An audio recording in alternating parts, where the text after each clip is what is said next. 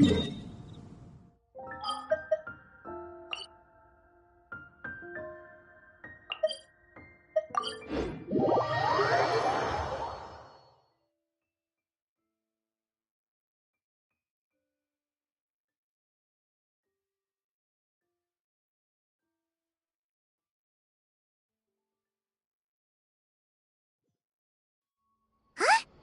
that Navia over there?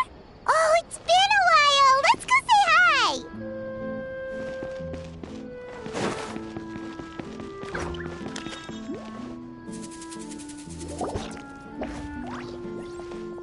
Hey, Navia! What you up to? Shh!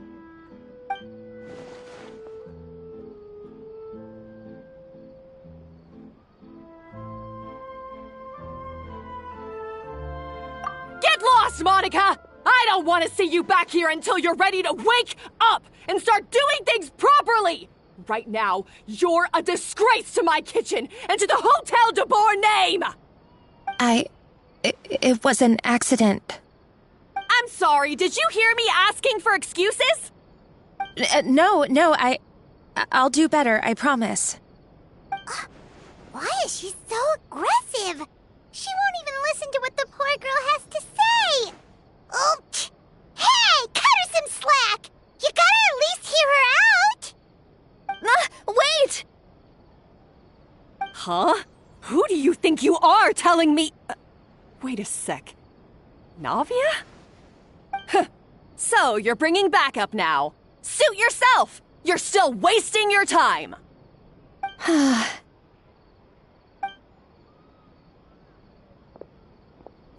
Savannah, is this how you always treat your staff? My staff is right. I'm the one in charge here now. And last time I checked, the Hotel de Boer doesn't take orders from the Spina di Rosula. Of course. How you run your kitchen is none of our business. But when a member of your staff is so overworked he becomes gravely ill, that most definitely is our business. We're going to stand up for him, whether you like it or not. Overworked? I've said it before and I'll say it again. If Fermont can't handle the job, then tough luck. There are plenty of other capable people I can hire instead. But Philmont can do the job, he just... Monica, back inside, now! Huh? But you said I shouldn't come back until... Just do as you're told, and not another word out of you! Come on, we have work to do! Wow, what a horrible person! Sorry. Looks like I've dragged you into some drama again. Her name is Savannah. She's the new head chef at Hotel de Boer. Ever since she took the job, she's been enforcing a brutal work regime and putting a huge amount of pressure on her staff. One guy was so overworked, he collapsed from illness.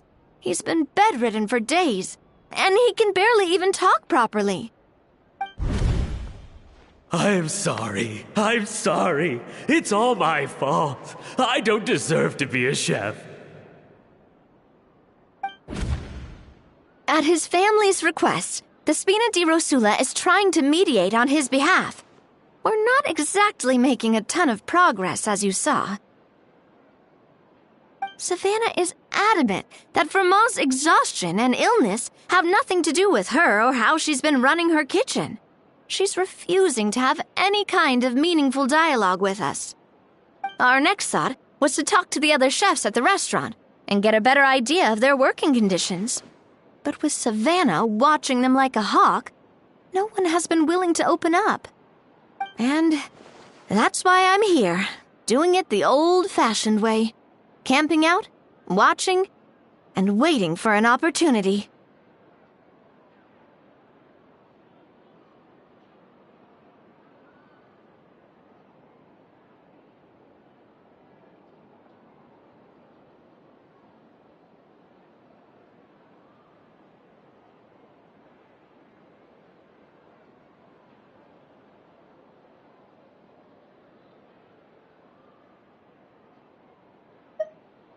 Oh, shoot! all makes sense now. Sorry. Paimon should have thunk before she spoke. Did Paimon ruin everything? Oh, no, not at all, Paimon. Honestly, the way she was laying into Monica, someone had to step in. I'm sure I would have piped up if you hadn't. And besides, I don't really think I'm built for espionage.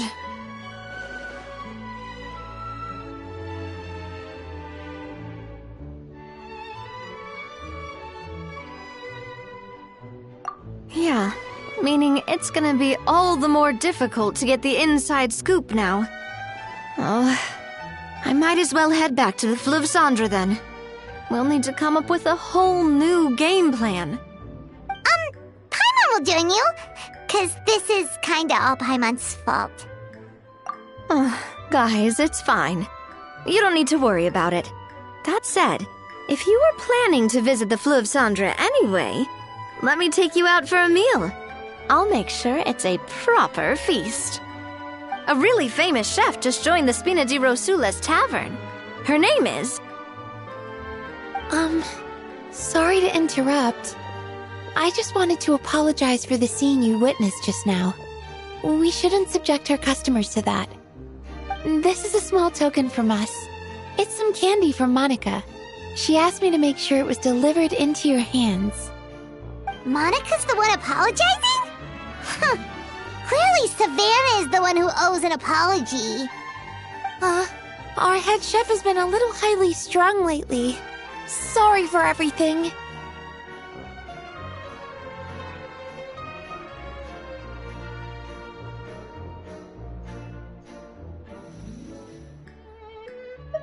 All right. Since there's candy, Paimon will drop it. Not the candy. Thank you for understanding. We'll make sure to pass your feedback on to Miss Savannah. A little highly strung, huh?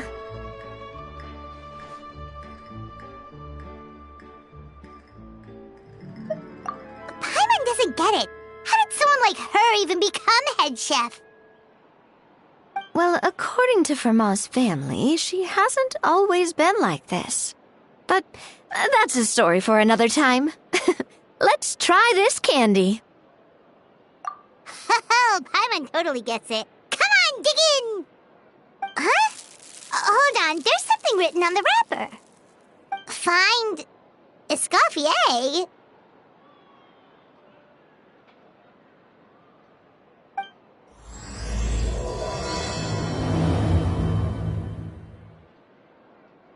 Escoffier? Could this mean... Huh? You know that name, Navia? Yeah.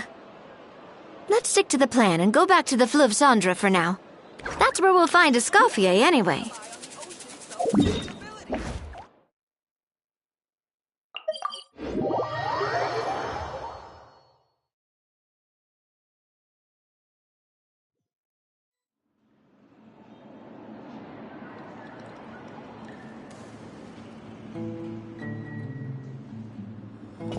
So, who is this Escoffier, anyway?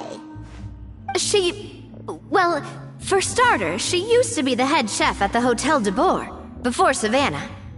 She recreated the legendary Gâteau de Bourg and restored the restaurant back to its former glory. Safe to say, she's the most renowned head chef in the Hotel de Bourg's history. After the culinary genius Modeste himself. Gâteau de Bourg? That's the super exclusive cake that they only sell a few slices a day, right? Wow. Why the heck would she let Savannah take her place? Well, apparently, the Hotel de Bourg was reported for a safety incident. Someone claims that the kitchen was adding an illegal substance to their menu. But none of the chefs had any idea how it could have gotten into the food. In the end, Escoffier decided that as head chef, she should take responsibility. And she was sent to the Fortress of Meripede. The Fortress of Meripede?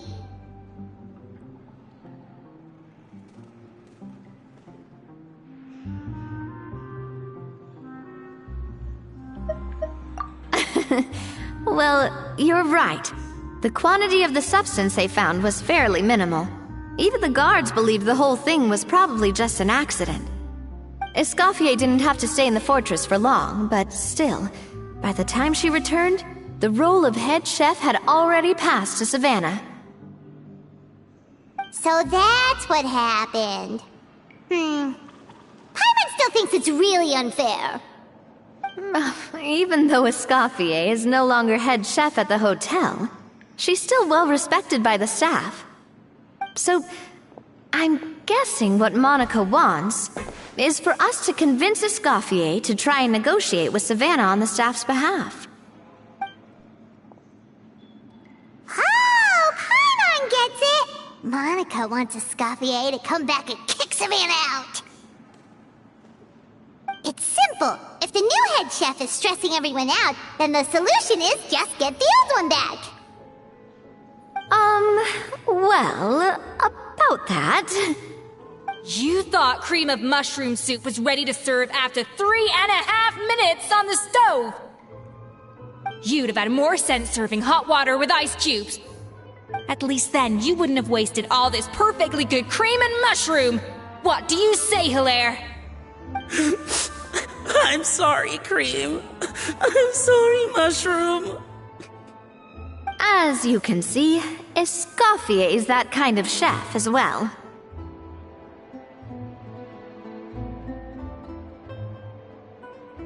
You have to leave it on the heat for long enough to allow those flavors the chance to come out. Don't be fooled by the aroma when the water first starts to boil. Got it? Yes, Chef. Then go back and do it again. The customers are still waiting. Remember where you went wrong and don't repeat the same mistake twice. Yes, Chef.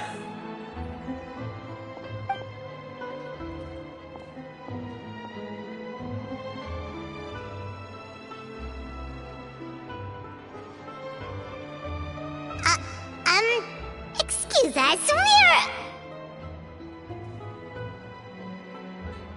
Waiting to be served? Sorry, we're pretty busy. I'm afraid you have to join the line.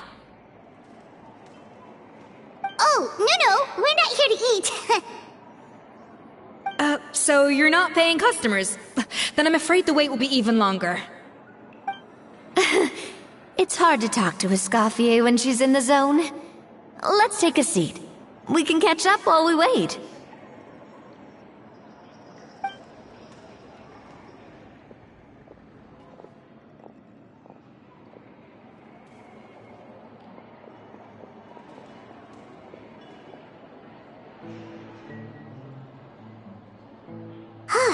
Looks like the rush hour is finally over. Is it always this busy here? These days, yes. I'd say business has tripled since Escoffier joined as temporary head chef.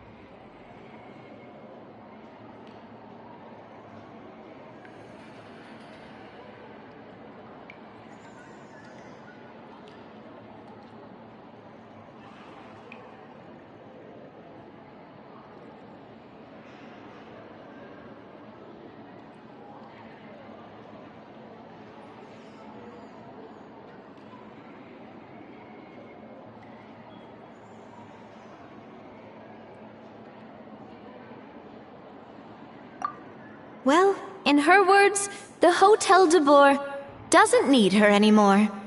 It doesn't look like she's got any plans to go back. I guess I'll be heading off then. Wait, take these home with you. We can't serve them now, and there's no sense in letting them go to waste. Oh, thank you, Chef. For what? Like I said, I just don't want them going to waste. Oh, and tell Fiamma to get well soon, so you're not running yourself ragged every single shift.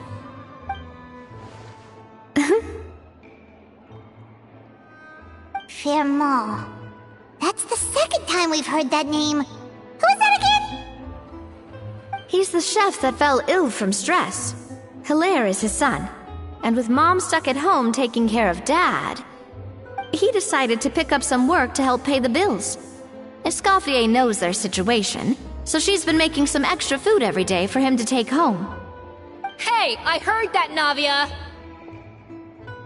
I've told you before, no one's making extra food. Hilaire is making blunders in the kitchen, and I can't serve his failed dishes, so he might as well take them home. Yeah, failed dishes that just so happen to be nutritionally complete every single time. So, you two must be the world-famous traveler and her companion, Paimon, yes? Is there something I can help you with? Oh, so you know us already. We'll skip the introduction then. We're here to talk about Savannah. Oh, I certainly am. The Spina's headquarters are right next to the tavern. And I've lost count of the number of times Navi has come to pester me about it. But I don't work for the Hotel de Boer anymore. And being ex-head chef doesn't give me the right to interfere with that business. Besides, I'm the one who persuaded Savannah to take the job in the first place. What? Well, she was a much gentler person back then. A little timid, even. She wasn't at all confident that she was the right fit for the role. That's hard to believe. Are we definitely talking about the same Savannah here? Honestly, I do wonder if she's just emulating me. I mean, I'm not the most pleasant head chef to be around either.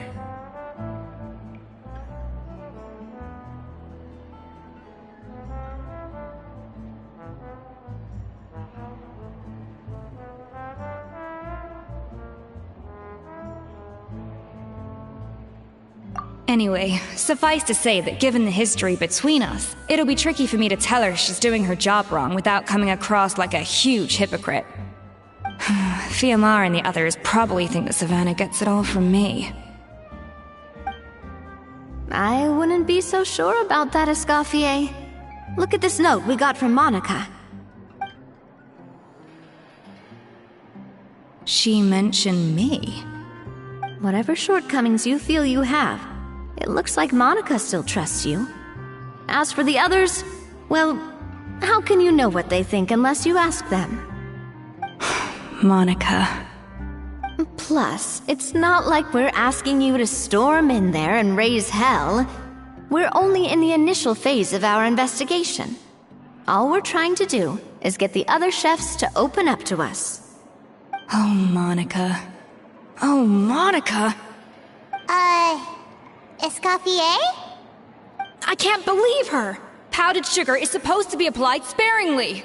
Look at all that on the wrapper. It's thicker than the sole of my shoe. Unbelievable! I won't stand for this. She has to learn. Come on, we're going. Wait, so now she's,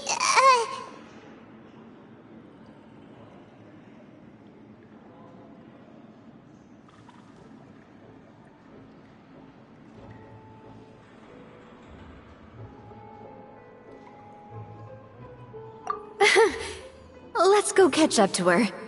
We don't want to keep her waiting.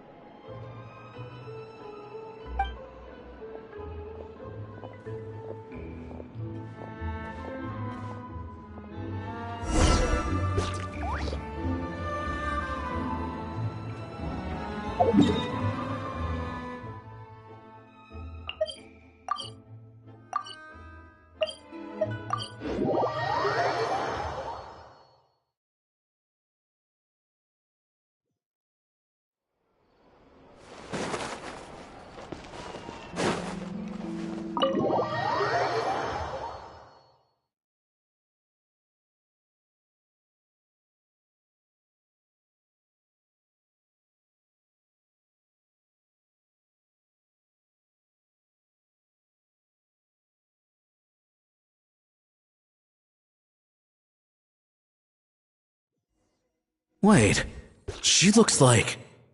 Is that Escoffier? Escoffier's back?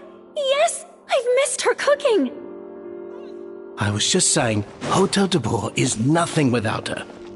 I'm sorry. I'm so sorry.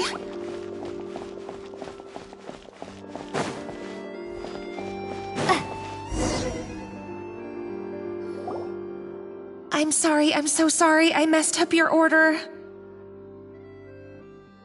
Oh, I wouldn't go that far. Maybe the taste is a little off, but if you hadn't brought it up, I don't think I would have noticed. But, please, you have to forgive me or Chef is gonna... Okay, I know. I'll kneel before you. What the heck? Get up, Monica! Can't you see that you're just making your customer feel more awkward? Escoffier? If you want forgiveness, then do what any self-respecting chef would do. Make the dish again. And this time, get it right. You cannot go begging your customers to feel sorry for you. Savannah said that I'm not allowed back in the kitchen until I've corrected my mistake. But if I can't go back into the kitchen, I can't do the dish over. That's some backwards logic. How can you fix your mistake without being allowed to cook? If this is what Fermat had to put up with, then no wonder he had a breakdown. We apologize for interrupting your meal, sir.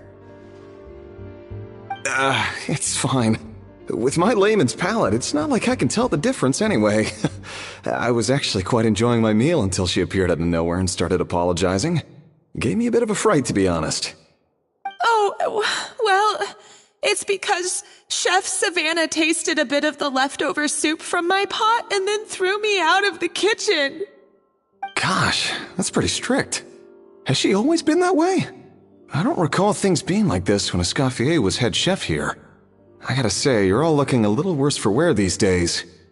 I mean, Escoffier was strict too, but I think the difference is that her criticism was more constructive, so you knew what you did wrong and how to improve, and we all knew that it came from a good place. Chef Escoffier was hard on us because she truly wanted us to reach her level. But these days, whenever we make a mistake, we just get told to wake up, get your head in the game, or just do it again. And it's only gotten worse since word got out that Chef Escoffier had started working again in the Fleuve Cendre. Monica, you don't need to call me chef. I'm not the boss here anymore. Yeah, but through no fault of your own. What happened back then, that wasn't on you, and all of us know that. That banquet was a huge event, and so many staff were involved every step of the way. With so many moving parts, there's no way of knowing how that lumiline ended up in the food we served. Lumiline? What's that? A new drug from the Fontaine Research Institute, produced from an extract of the lumitoile. Apparently it sharpens the senses, so they used it to treat people with impaired responses to stimuli. Oh, yeah, I've heard about that. They found out you can use it as a flavor enhancer since it stimulates the taste buds. Makes things pretty addictive. They also found that overuse can have mood-altering effects, and even lead to nerve damage.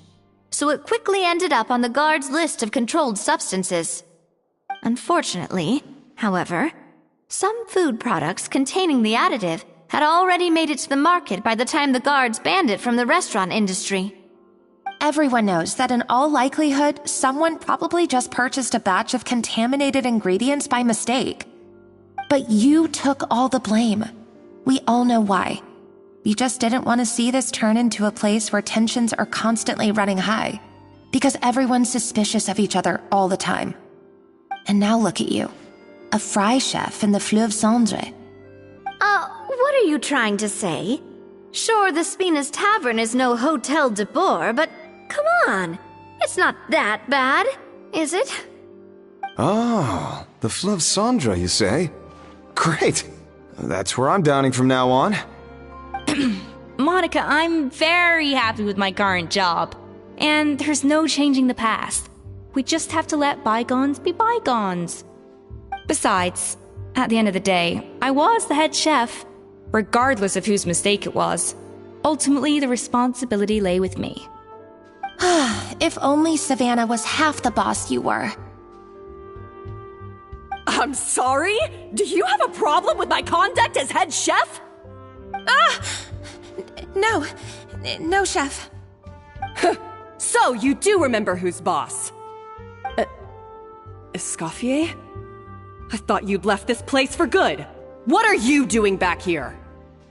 What happened to you, Savannah? Why are you acting like this? When I turned this place over to you,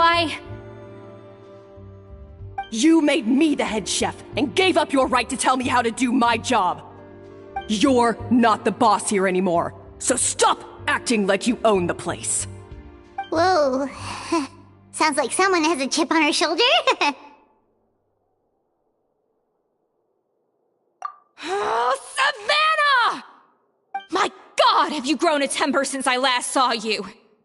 Have you put even half the amount of energy into improving your cooking skills, or are you still using the Pluie Lotus as an off-brand marcotte, thinking no one can tell the difference? That's none of your business! What happened to not storming in and raising hell? Ho ho! I was not expecting to see something this spicy as soon as Escoffier returned. Huh? Fan Asian? Aye, miladies. Might I make a humble suggestion? Given that we have ourselves a tête-à-tête between chefs at the Hôtel de Bord, I dare say it would be de rigueur to settle this the traditional way. The traditional way? That can only mean one thing. That's right. I'm talking, of course, about the tradition established by Modeste himself. The cooking contest! According to legend, the founders of Hôtel de Bord, Modeste and Savelli, used this method to resolve all of their disputes. Everything from petty arguments over next week's menu to disagreements over the strategic direction of the restaurant. The cooking contest would decide who had the final say. Huh. It sounds like they had a lot of free time on their hands. Ah, well, it might sound that way to us. But in fact, the cooking contest played an enormous role in motivating chefs to hone their skills, reaching new heights of excellence in the culinary arts. And indeed, the reintroduction of this institution in recent years has surely been instrumental in transforming the Hôtel de Bord into the top-ranking restaurant in Fontaine. Reintroduction? Someone brought it back? Who? What say you, Escoffier? Surely you of all people won't back down from this challenge. It was you who put the rule in place, after all.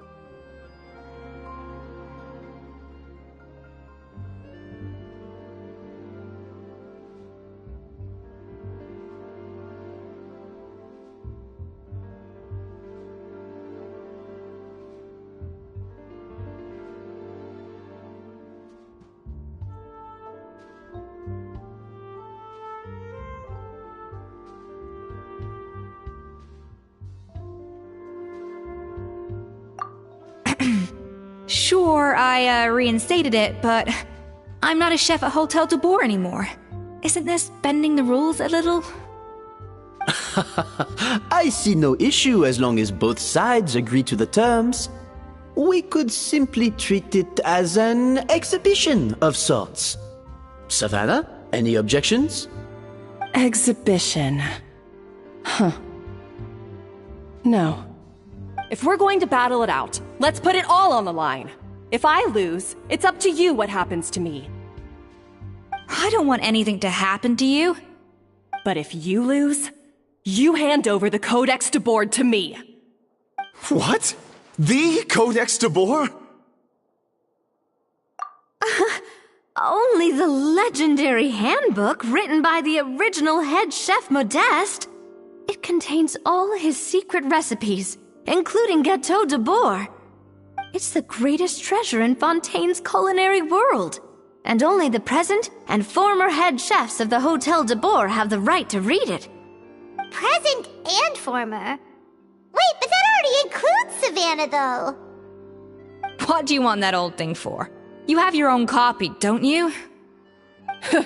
Don't take me for a fool. You know perfectly well what I mean. I want your copy, the original version, the one you took with you when you left us. I'm sorry, I must be missing something. You know, there's no difference between the original and the copy, right?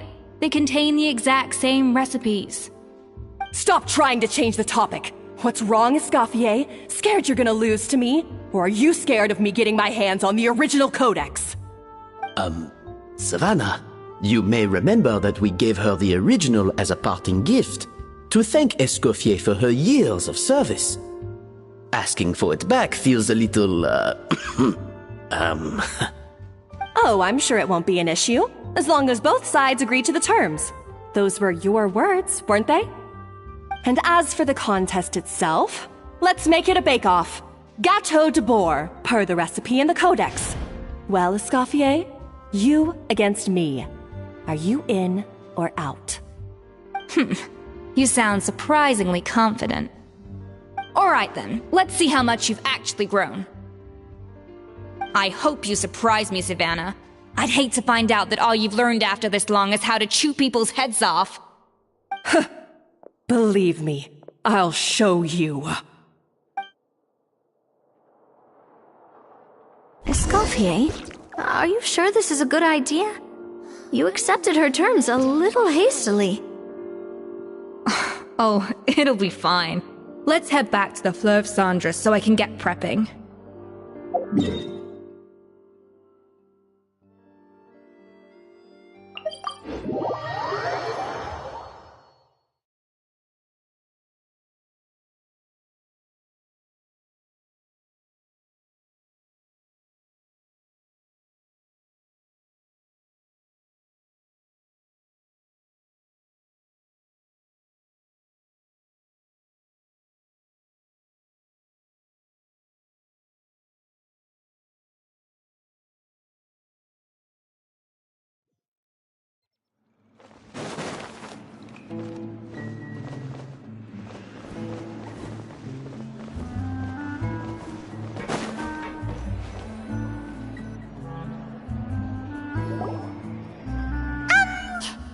So, this whole bake-off thing kind of came out of nowhere. Was it really sensible to just go along with it? Well, I got a sense that she's holding something back. But we chefs always express ourselves in our cooking. So if she won't talk, this might be the best way to find out what's really going on with her. Huh? Holding back? Sure didn't sound that way to Paimon. Escoffier only picked up on it because she's the same way. Always closed off, never letting you know what she really thinks. That's patently false, at least where your macarons are concerned. I've been nothing but truthful with you about the disgraceful amount of sugar you use. Okay, that's one case where you can keep your thoughts to yourself.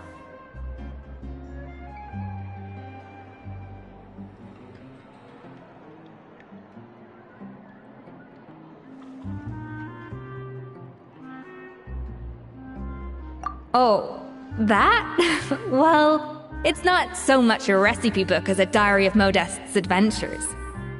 Back in the day, he and his good friend Zavelli explored far and wide, partly adventuring, partly looking for new ingredients and developing new recipes. Their creations had an enormous influence on the course of Fontaine cuisine, turning it into a much more vibrant and diverse scene. For instance, Legend has it that the original Gâteau de Bourg was made using a special secret ingredient that Modeste discovered on one of his adventures. So rare was the ingredient that they could never make more than 16 slices of the cake per day. But everyone who tried it claimed that it was one of the most blissful and invigorating things they had ever tasted. Modeste and Savelli went on to found the original Hôtel de Bourg, which catapulted them to stardom in Fontaine's culinary world. Especially Modeste. He was hailed as a once-in-a-generation genius, and over time, the recipes from his adventure log became known as the Codex de Bourg. Ah, Paimon's heard this kind of story before. Armed with the Codex, the Hôtel de Bourg took its rightful place as the finest restaurant in the land, serving those recipes for centuries to come. Something like that? What? No, of course not! Cooking is a constantly evolving art form. How could any restaurant survive if they only served food that was popular last century? Anyway, never mind centuries. Savelli and Modeste parted ways not even 10 years after their rise to fame. Then, Modeste passed away while he was still in his prime. And that was it. The end of the Hôtel de Bourg's heyday. It fell into decline, and for most of its history, it was just a nondescript place with a couple of cheap tables. It's only in recent decades that it started recovering. Even then, it still took numerous relocations and changes of management before we finally ended up with Vanigem and the restaurant we have today. Oh! So the Codex really isn't all that, then. Paimon figured it was like one of those mystical books they have in Liwe's martial arts novels, where the main character learns all their secret powers from. Yes, well, that's fiction, and this is reality. You can't meet the tastes of modern diners by following some ancient recipes from a dusty old book. Case in point. Even the Gâteau de Bourg they sell now is actually Escoffier's reimagination. Wait, really? Why though? Didn't that recipe make it into the Codex? It did, but like I said, it's the dusty old book now, and the records aren't as legible as they once were. Not to mention that there's no way of finding the secret ingredient Modeste wrote about. So, reimagination is right. I consulted some historical records and took what I could from the Codex. But ultimately, the Gâteau de Bourg today is my own recipe. As for why we gave it the same name and kept the tradition of only selling 16 slices a day, well, you've got Vanigem's business sense to thank for that. Oh! Huh. Well, that kind of takes all the mystique out of it. Hey now, it might not be the original Gâteau de Bourg, but it's still the most delicious cake in Fontaine today. And who knows, maybe Escoffier's version is more suited to your palate. Just think, if the original truly was the perfect cake you're imagining it to be, there's no way the recipe would have been lost to history, right? Not to mention that the Hôtel de Bourg never would have fallen into a slump. Anyway, before I left my role as head chef, I made a copy of all the recipes from the Codex, including my own improved versions, and turned them over to Savannah. So why is she so interested in the original copy? Could it be a symbolic thing? Like, whoever holds the original Codex de Bourg is the true head chef? Well, it was clearly precious enough to give to Escoffier as a parting gift. Meanwhile, Savannah only got a copy. Maybe from her point of view, it's like management doesn't truly see her as being worthy of the role. You think so? The only thing is, it was her suggestion to gift me the original in the first place. Well, a joint decision by her and Vanigem. But still. What? Huh. Guess she's had a major change of heart since she became head chef. Yeesh. Who knows? We could speculate forever. Better to just let our Gâteau do the talking.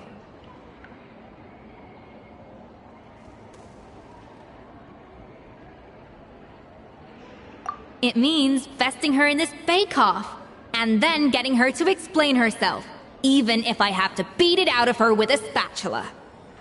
However much she's changed since we worked together, I believe that she still has her chef's pride. And if she respects the art, she'll respect the outcome of our contest.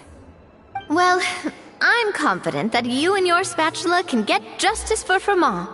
All you need to do now is win the contest. But that should be a breeze for you. Let's not get too ahead of ourselves. Gâteau de Bourg is very complicated to make. Usually, it takes 3 chefs working in tandem to cover everything. Now, if I had to push it, I could probably do the work of 3 chefs myself. But I'd prefer to play it safe if I can find a couple of assistants in time. Well, that's easy. The 3 of us are veterans in the kitchen. You just need to pick 2 of us. Well, I have heard the Traveler is an accomplished cook, as well as a warrior. But be warned, I will hold you to exceptionally high standards. Think you're— Oh, count me in too. I've spent weeks perfecting my macarons after your scathing review. Even if it means competing against the Traveler, so be it. I'll show you what I'm made of. Confident. I like it. Alright, let's start with some elementary mise en place. Show me your knife skills.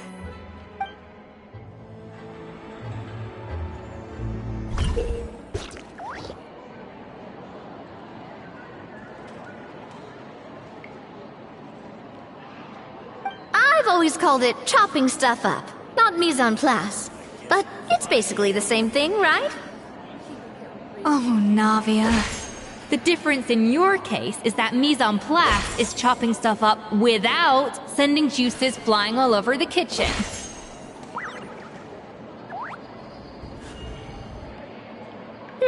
Looks like you found that easier than I expected.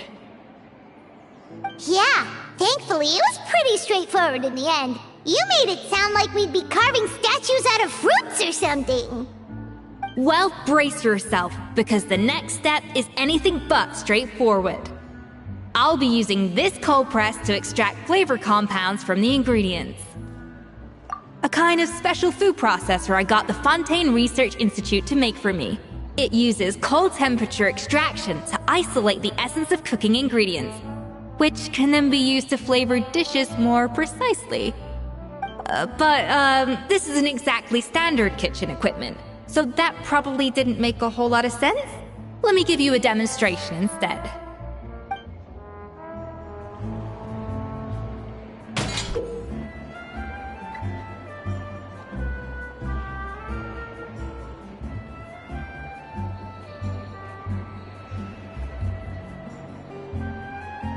Custom-made equipment from the Fontaine Research Institute, huh?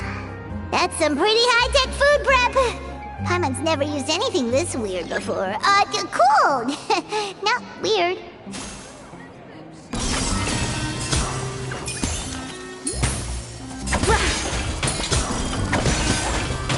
Yeah.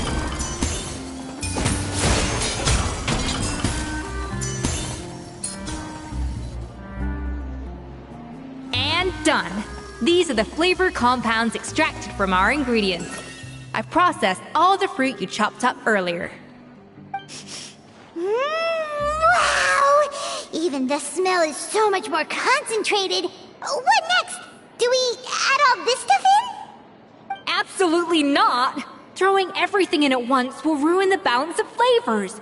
We have to go slowly and carefully to calibrate the exact flavor we want. I'll demonstrate again. Now, watch closely.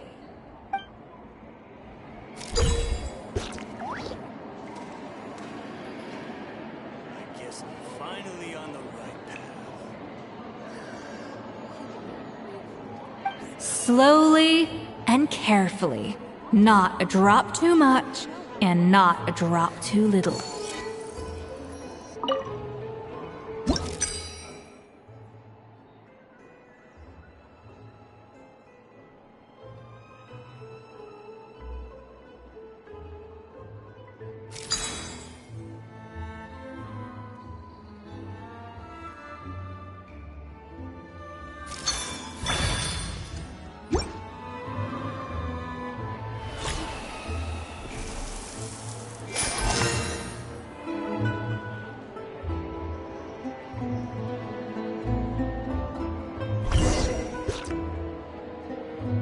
And voila! Now it's your turn.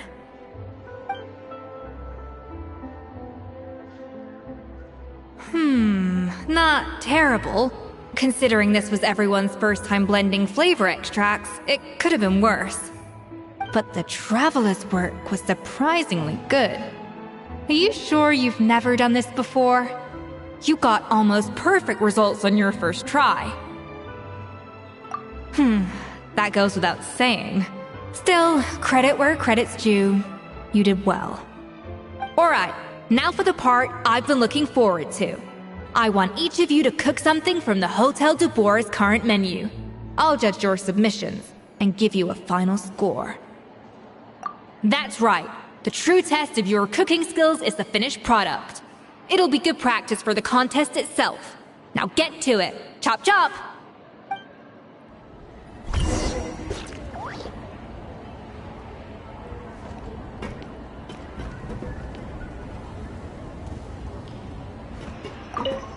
How's it going? Have you picked a dish?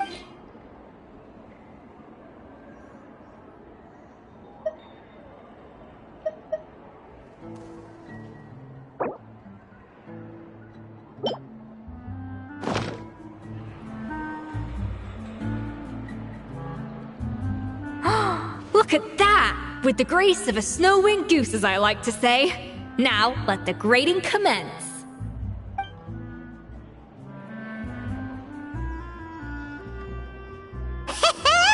Pretty good, right? Not to brag or anything, but Paimon's a bit of a connoisseur when it comes to la food. 6 points. What? Oh, well, fair enough. Paimon doesn't cook all that often, so as long as it's a pass. That's 6 out of 100. What?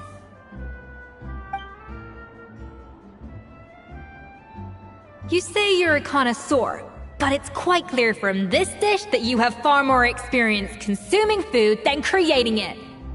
By that logic, I suppose you think listening to Lady Farina on repeat every day would make you an opera singer. Aww.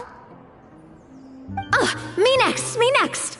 I'll have you know that this batch of macarons has 2 whole tablespoons less sugar than my previous ones. So you went from 12 tablespoons to 10? Well, it's nice to know you actually measured it out. Because it tastes like you just threw in whatever was left in the jar. 6 points. Aww. Now to the final dish. So, what do you think? This is our last hope. 8 points. Darn! That's barely higher than what we got. Not exactly. The color is spot on. Beautiful aroma. Excellent presentation. I have to give this one 8 points out of 10. Maybe even 9 points. Huh? How did you pull that off? Don't get me wrong. There's room for improvement. But still, this is clearly the work of an accomplished chef. I can tell that you've put many hours of work into honing your skills in the kitchen. I can really taste the grace of the snow-winged goose in this dish. The traveler's journey, with all its trials, tribulations, and setbacks. Not to mention the frustrations of having a picky eater for a partner. Hey, you made that last part up! No way did you taste that! Well, it looks like I lost fair and square. I guess you'll be taking the Traveler as one of your assistants then? But if it takes 3 chefs, that still leaves 1 slot remaining. Maybe Paimon and Navia should keep practicing and see how it goes? Chef Escoffier! Oh, it's Hilaire! What brings you here? I heard the news about the cooking contest. You're doing Gâteau de Bois, right? I was just wondering if you needed any help. And you think you're up to the task, do you? Oh, no, I know I'm not there yet. It's actually my dad who wanted to help.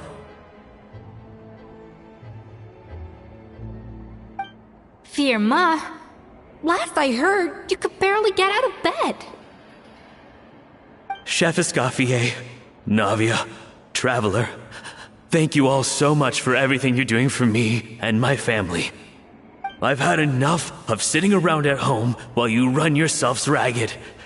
If you let me, I'd like to help you win this cooking contest.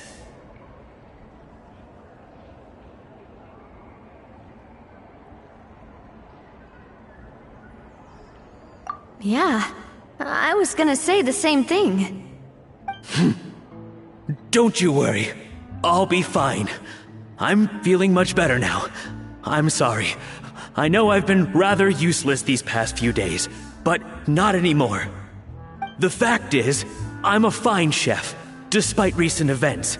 I've proven myself in the Hotel de Bourg kitchen, so if anyone's qualified to work under Chef Escoffier, it's me. I think. I hope so. Firma, have you even set foot in a kitchen since leaving Hotel de Bourg? I have not, but I'm fully rested now. I know I can handle it. I'll prove it. Let me whip something up for you right now.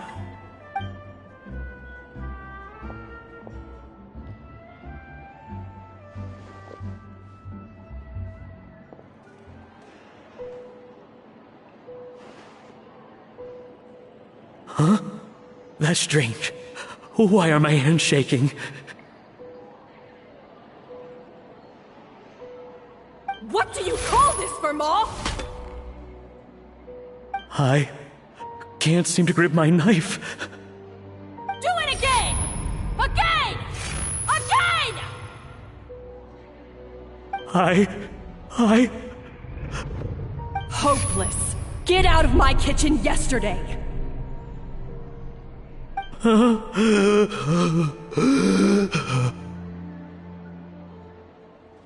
Dad, what's wrong? I don't understand. I was feeling so much better, and then Will I never be able to work in a kitchen again? Dad, talk to me. What happened? I think the real issue here is not physical exhaustion, but psychological trauma. Monica, when did you get here? Probably because you were all concentrating so hard on your cooking. I didn't want to interrupt your flow. But anyway, Firma, I'm so sorry. If only I'd known how serious your situation was, I would have stood up for you sooner.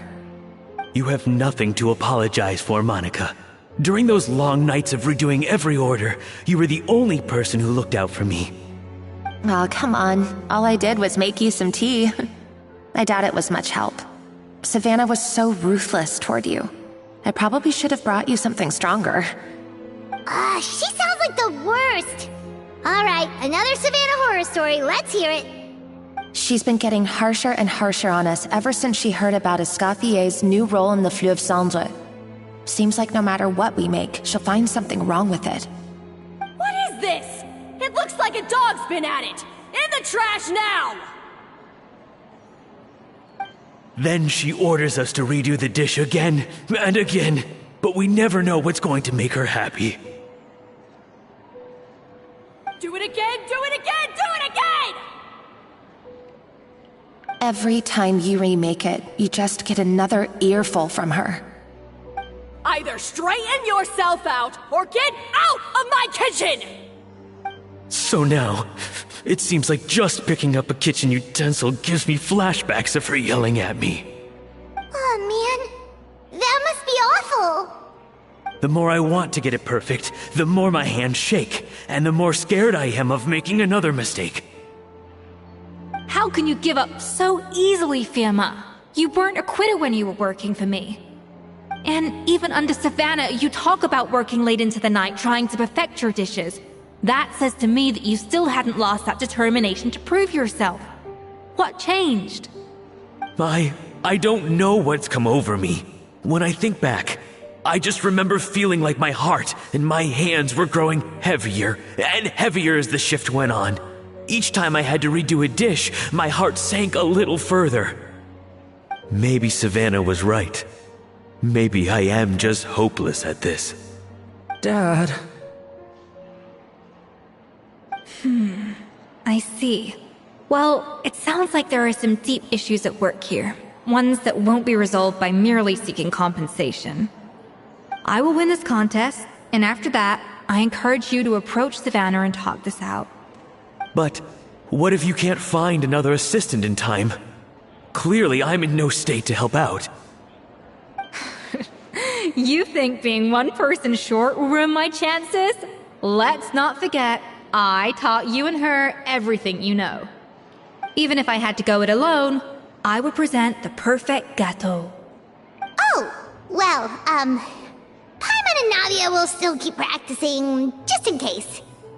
And so will I. Yeah!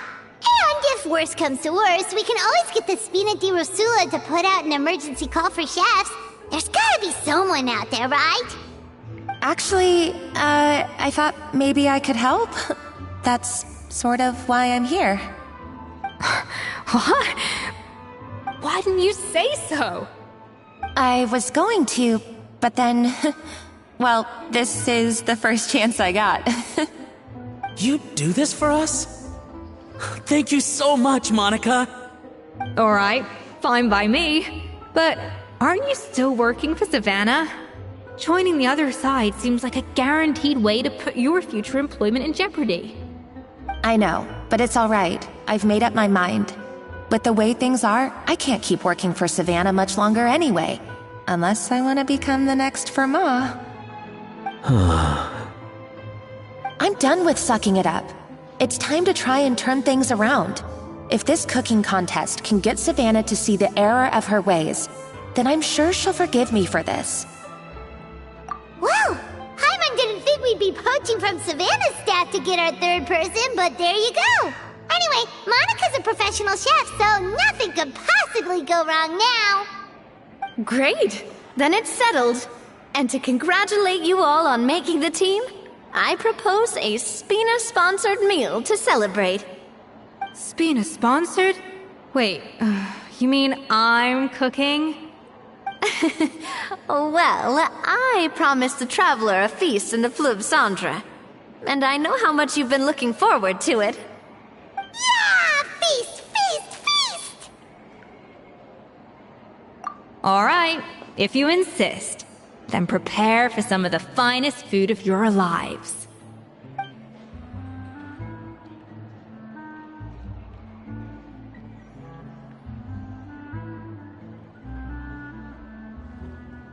That's not a bad idea, actually. Wait, hold on. You need to finesse that further.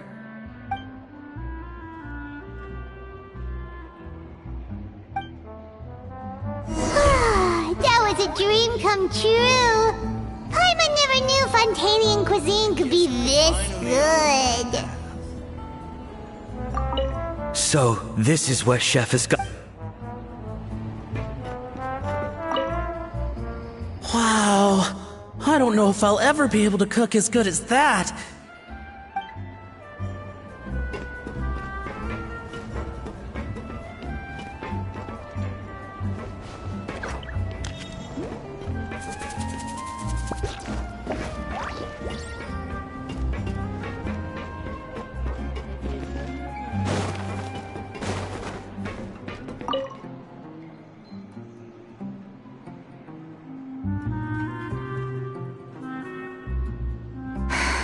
Why, Savannah?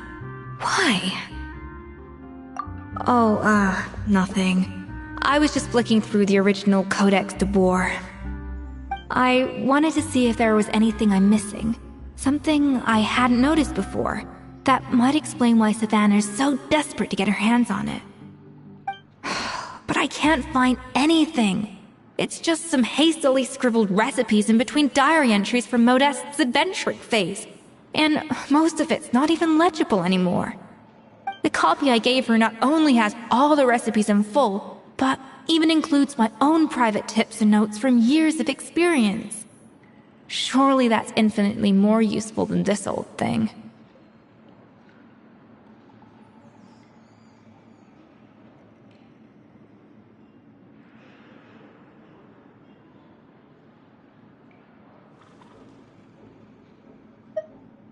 Yeah, maybe. Still, it's just hard for me to imagine that the Savannah I knew would go to all this effort just to make a point. We were. At least I always thought we were. She was a little shy, but meticulous with everything and everyone she dealt with. She made a few mistakes here and there, but she was quick to correct them whenever they were pointed out. And she was always striving to improve as a chef. Those qualities are why I recommended her to replace me as head chef. I never imagined for 1 second that she'd cause Fiamma and the other staff so much grief.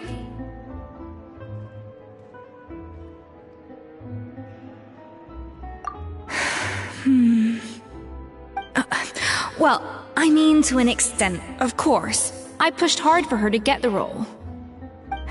And the idea that she turned out like this because of me is difficult to come to terms with. I wonder if this is how Modeste felt back when he was writing the Codex. Yes, with his good friend and co-founder of the Hotel de Boer, Savelli. The story goes that after Modeste unveiled his Gâteau de Boer and was hailed as a culinary genius, he was admired and adored by all. But his newfound fame slowly drove him and Savelli apart. Unlike Modeste, whose every new creation was an instant hit, Savelli seemed to face setbacks every turn. Doors that would swing wide open for Modeste would shut in Savelli's face. And with Modeste being whisked off to all manner of functions by his celebrity friends, he had less and less time to discuss the culinary arts with Savelli. People started gossiping about Savelli, and their relationship between the two gradually soured.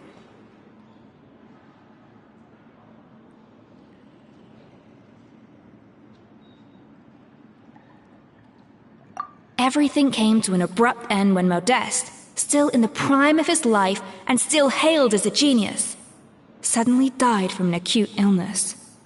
And that was it.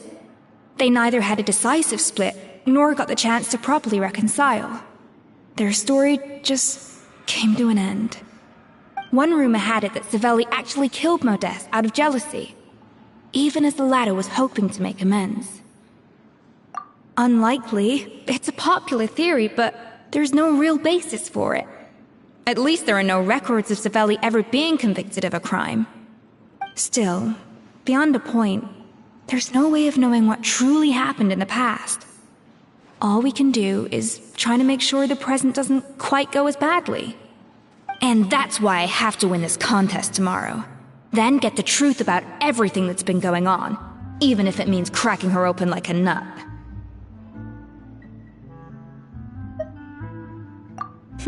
You're right about that. Just follow my lead and victory will be ours.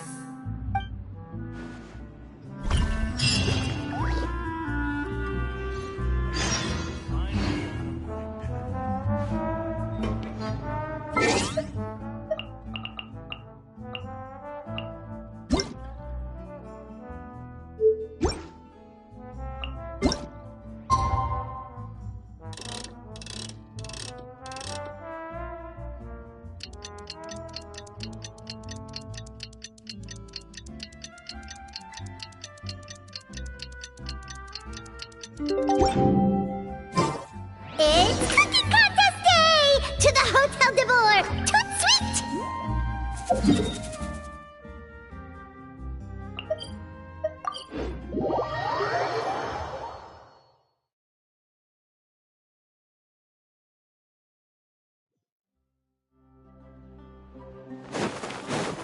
Did you hear the news? Escoffier's coming back for a cooking contest. Wait, seriously? Escoffier in a cooking contest? Now that I've got to see. I don't get it. Why would anyone in their right mind challenge her to a cooking contest?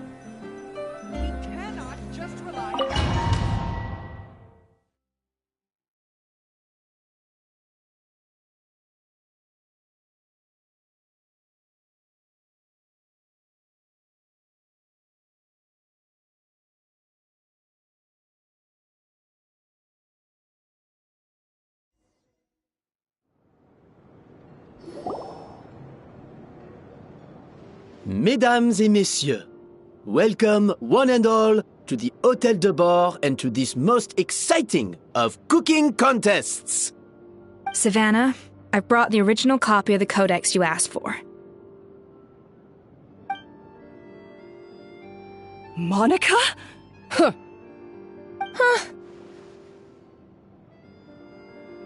In the interests of fairness, this contest will be conducted in a double-blind format. Once the dishes are complete, they will be sent to the back of the kitchen where they'll each receive a label. The labels will be placed out of sight underneath the plates, only to be revealed after the judges have sampled them and reached a final verdict. This is to ensure that no one will know which dish is made by which contestant. As one of the judges, I promise to be fair and impartial. When my meal got interrupted yesterday, I never thought this is how they'd make it up to me. Getting a seat on the judging panel is a pretty sweet deal. Both contestants have taken their positions. Then, without further ado, let the Hôtel de Bord cooking contest commence!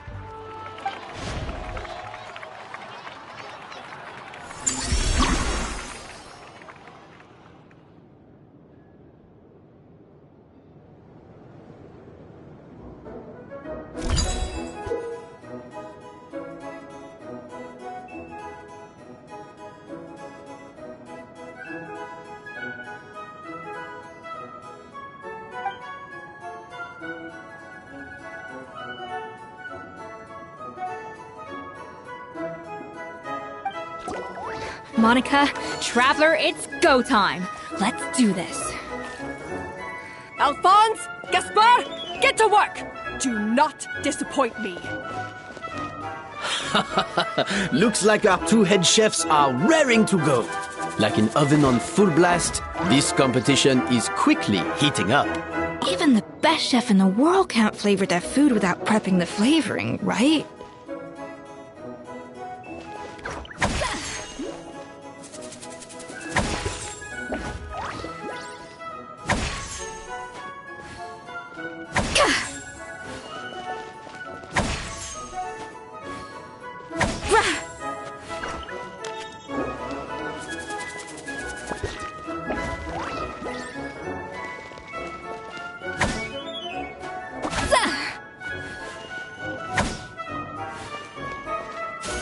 Frosting!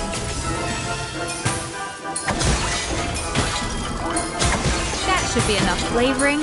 Now hurry up and balance the flavors.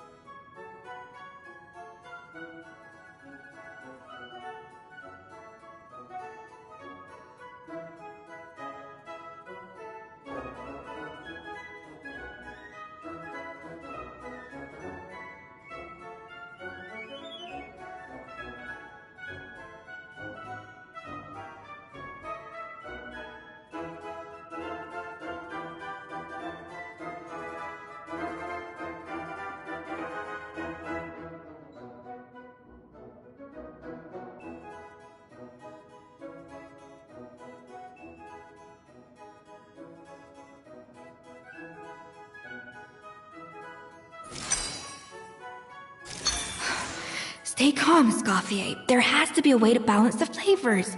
Just think.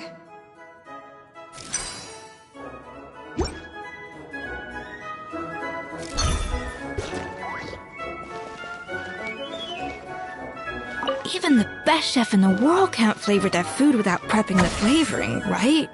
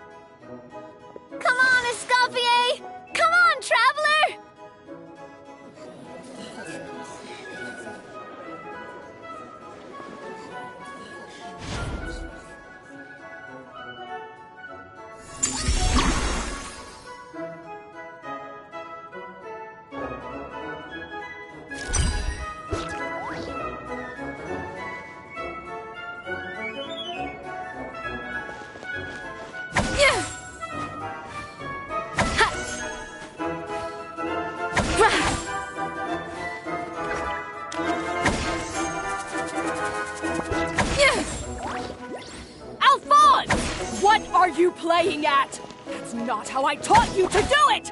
Stop horsing around! The balance of flavors is about right, but the quantity is too low.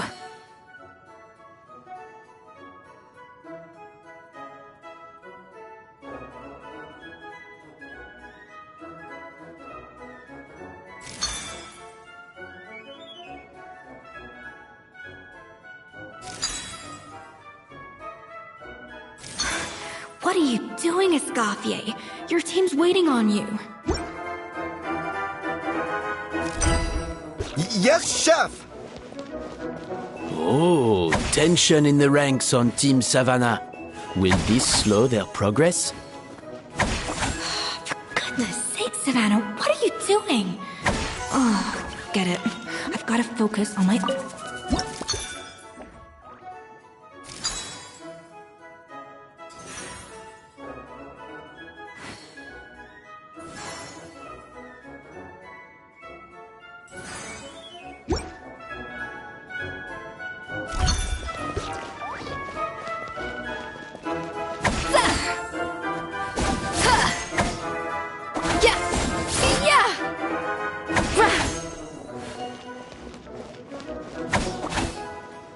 Up to the freezer!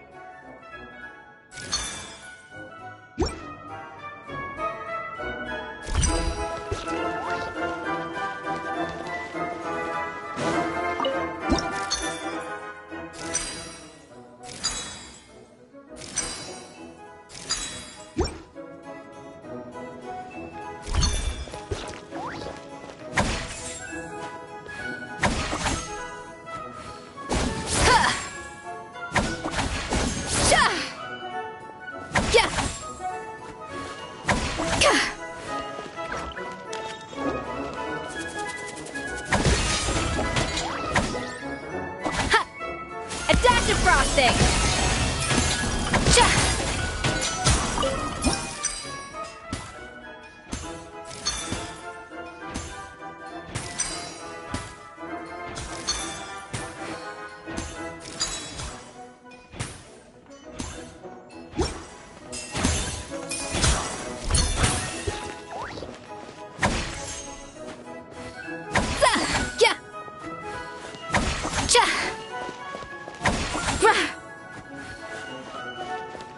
A little amuse-bouche!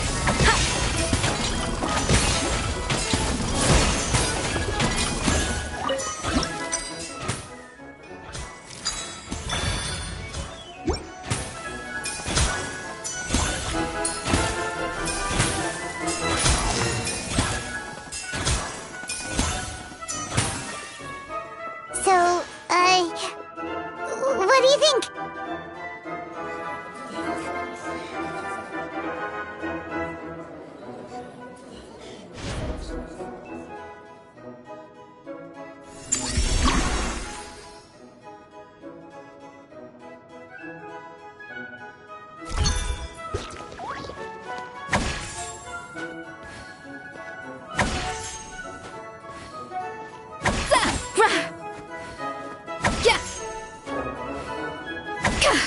Escoffier is already on the final step of the recipe.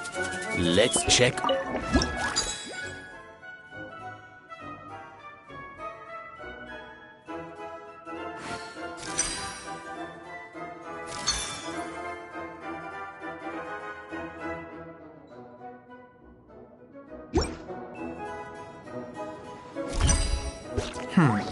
I think this flavor profile is still a little bit off.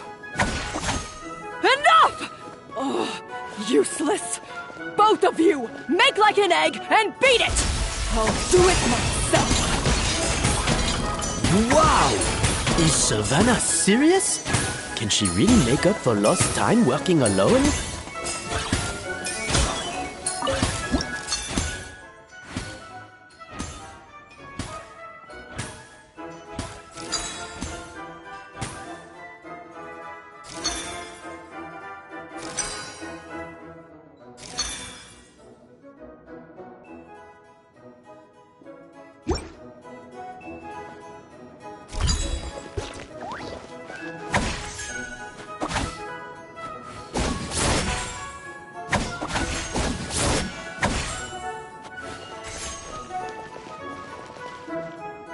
off to the freezer!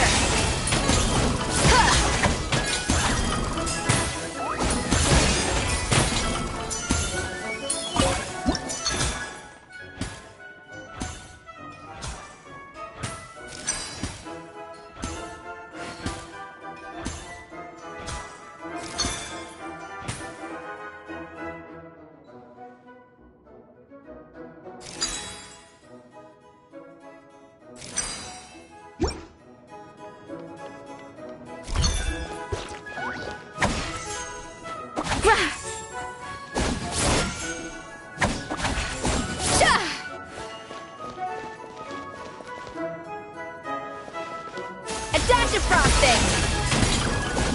Yeah!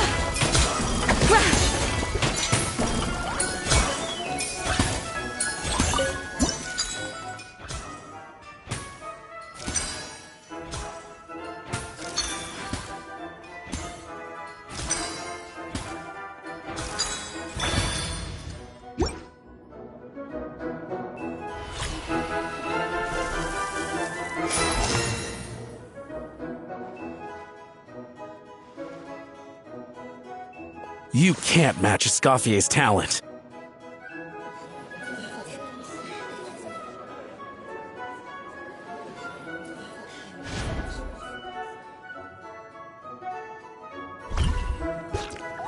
I present to you Gâteau de Bourg.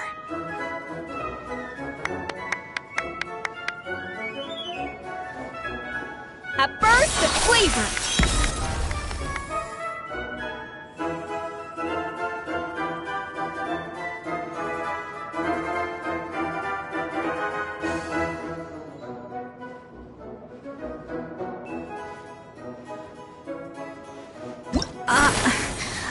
I was just exercising caution. I had to make sure everything was perfect.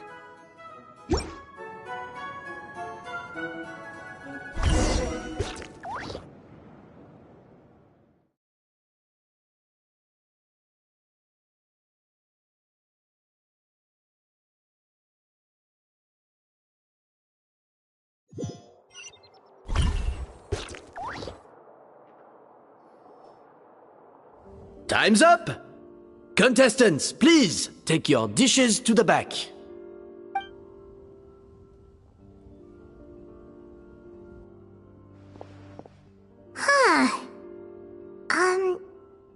That guy was right. You really can't tell whose is whose just by looking at them. We both made the same dish after all. For all her flaws, Savannah's a talented chef who earned my recommendation for good reason. She wouldn't screw up something as elementary as the cake's appearance. Whoa! This is really rather good. Wonderfully soft and fluffy. Beautifully sweet. This is a masterclass in how to make Gâteau de Bourg. I would give this one at least 9.9 out of 10! Only because there's something about the flavor of the base. It's just a little different from the recipe I'm used to. Huh? Really? I couldn't tell.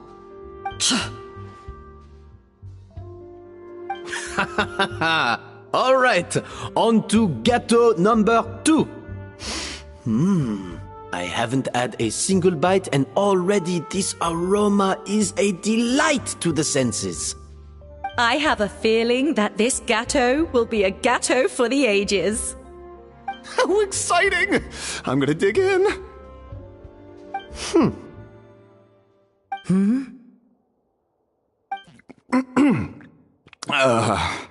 I think maybe someone got a little carried away when they were adding the sugar. Not just the sugar, it's the flavors too. This is all over the place. Who made this? It appears the decision is unanimous. This gâteau is far below the standard we would expect. And Paimon thought this might actually be close. Turns out she can't bake to save her life.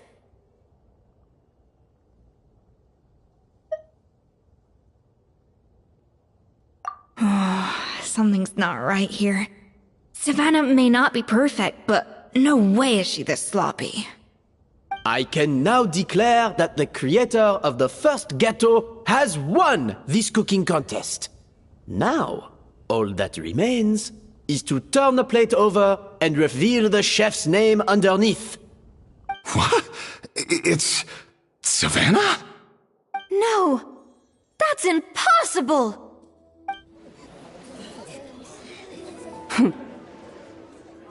Hey, Savannah! You cheated, didn't you? You cheater! What did you do? Oh, you swapped the plates, didn't you? Well, someone's a sore loser. These cakes went from the oven to the judge's table without me ever laying a finger on them. And everyone here can attest to that. It was Van Gem's staff who labeled them in the kitchen. If you're looking to accuse someone, why don't you start with them? Isn't it more likely that Escoffier's lost her edge? Oh, or maybe her assistants let the team down.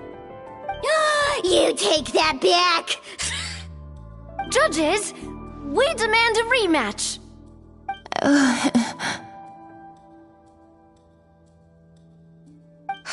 That's enough! What's done is done. As head chef, or rather as team lead, I take responsibility for the dish I served. Whatever went wrong and however it happened, I should have spotted it. Savannah, I didn't think you'd stoop this low just to beat me in a bake-off. What happened to your chef's pride? I don't know what you're talking about. If you want the Codex de Boer that much, you can have it. Escoffier, no! But you must promise me that you'll apologize to Firma and compensate him for everything you put him through. It's a little late to be negotiating terms. That means you owe me the Codex, and I owe you nothing. Look, Savannah, you may have fooled everyone else, but can you really fool yourself? What I'm offering is to accept defeat without looking to expose what you've done.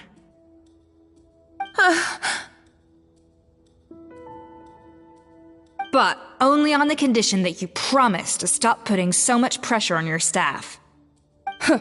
Fine. I'll treat this as your final handover of duties from one head chef to the next. So, will that be all, ex-head chef? Or is there any other unfinished business you'd like to leave in my hands? I didn't mean that to be a scolding from your former boss, just a word of advice from a fellow chef and a friend. But I don't know if you're even open to input from other people anymore. I know what I'm doing. I don't need your advice. All right, fine. I'm glad to hear it.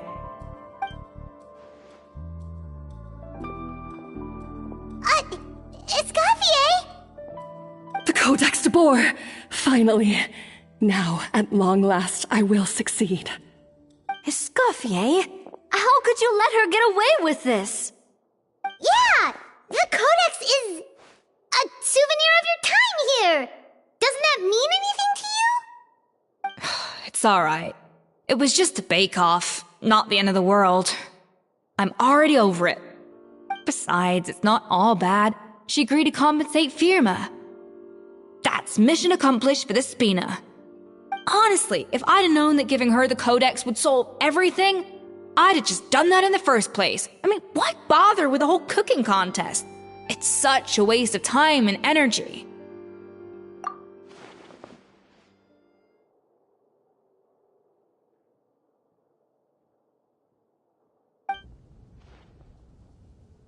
No. No! This doesn't make any sense! Huh? That's it? No secrets, no nothing? I don't believe it! This can't be happening. Oh, Chef Savannah! Savannah?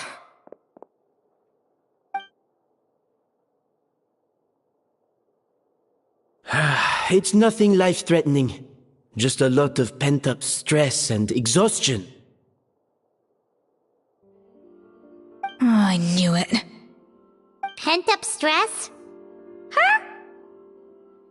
The truth is, However hard she might be on the rest of us, the person she puts the most pressure on is herself. Yes, there are nights when she makes us redo things over and over into the wee hours. But for her, it's every night. She'll hide herself away in the kitchen, working on new techniques and recipes, and only realize how long she's been at it when we come to work the following morning. But why? Why would she do that? Our best guess is she doesn't want to be seen as less of a chef than Escoffier. And there it is. Even so, that's no excuse for taking her anger out on the rest of you. Yeah, and it's definitely no excuse for cheating in the cooking contest. About that, we honestly have no idea how she did it. We were focused on our own work the whole time, like she asked. Leone and Algalia were the ones I tasked with labeling the cakes. I've already spoken to them both. They're at a loss to explain it too. Not to worry. Come on, join me downstairs. I'll interrogate the guilty gâteau myself.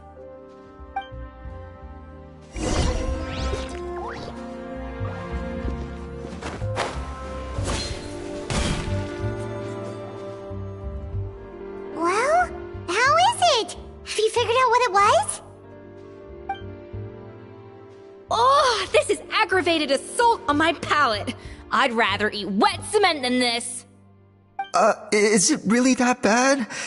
I made sure to taste test it before it was served. Oh, relax. This isn't your cake. Savannah never switched the plates. The offending flavors are coming from in between the icing and the cake base, which means someone tampered with it while it was being made. Or in other words, we have a traitor in our midst.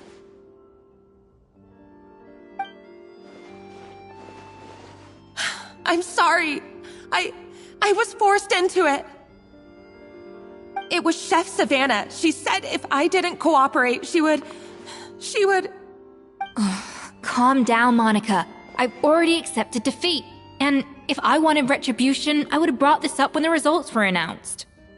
Whatever's going on with you, just spill the beans. There's no need to hide it.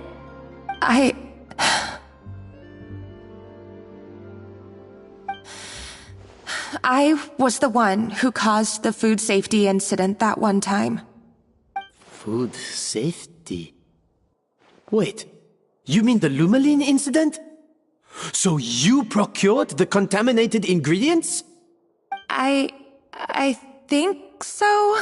Savannah and I were on procurement that day. I didn't check everything as well as I should have, and so I let contaminated ingredients make it into the kitchen. But I swear I didn't do it on purpose.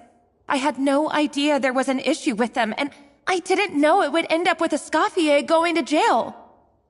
But the last thing I expected was for Savannah to use it as leverage to blackmail me with... This is crazy! So Savannah pressured you into sabotaging Escoffier's cake by threatening to expose your secret if you didn't? I know, it's terrible. I'm so sorry. I was so scared. The thought of Chef Escoffier finding out that I put her in jail, it made me freeze up with fear. I thought Escoffier would hate my guts if she ever found out, and yet somehow that's ended up in me doing something even worse.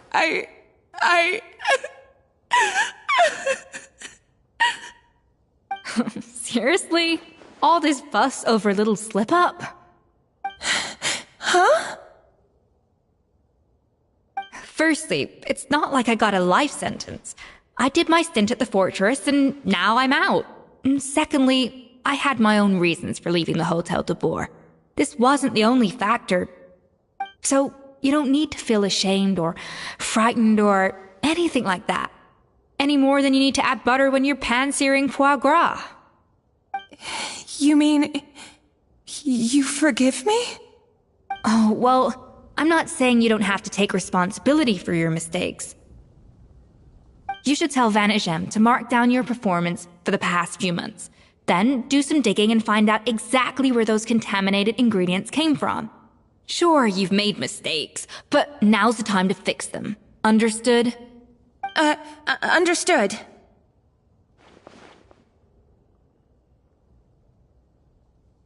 Good. Now, back to Savannah. What about the original codex would compel her to resort to blackmail? I have my suspicions. Not that I've got any proof to back them up, though. Ugh. What happened to me? I've overheard some customers murmuring about how the Hotel de Boer hasn't been the same since Escoffier left. They think our menu doesn't taste like it used to, especially our signature items. Now that you mention it, I noticed it during the contest too. I couldn't put my finger on it, but the flavor seems subtly different from how it used to be. But the difference was so small, I'm sure no one would notice it besides our most loyal customers and true dessert connoisseurs. Still, as head chef, it's easy to see why Savannah would get so hung up on it. So many times I've seen her make the cake base over and over again, late into the night, determined to match Escoffier's version. But something's always slightly off every time. Yeah, I've noticed that too. Never really gave it much thought, though. Thinking back on it now, it's clear that Savannah's been in a downward spiral ever since Escoffier left. She wants to prove that she can fill Escoffier's shoes. That's gotta be the reason. But after countless setbacks, she's getting more and more unhinged. And at some point along the way, she switched from doubting herself to doubting Escoffier. Doubting Escoffier? For what? Yeah, it would explain why she was bent on getting the original at any cost. She must have thought Escoffier purposely omitted key details from her recipes when she copied them out. Also, she could retain her place as the #1 chef in Fontaine, the only one privy to all the secrets of the trade. Oh, for goodness sake, what a stupid idea. Of course. Then she finally got the codex only to discover that the secret recipes she's been pining for don't exist at all. Seeing how utterly wrong she was must have been a real shock to the system. It probably brought up everything at once. It overwhelmed her, and she passed out. There's still one thing that doesn't make sense, though. If Savannah had the real recipe all along, how come it tasted different? She might not be on the same level as Escoffier, but surely after like 50 attempts, she'd get it right one of those times. You'd think so, but geniuses like Escoffier are in a league of their own.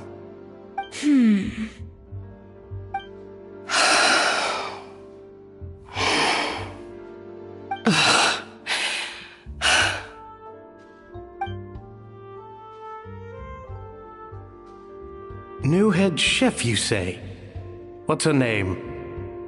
I don't think I've heard of her before. I wonder, can the Hotel de Boer keep its edge without Escoffier at the helm?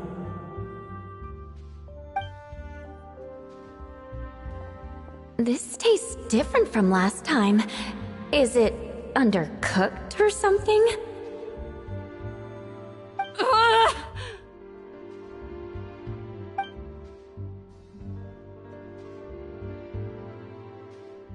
Take this. It's a copy of the Codex de Boer.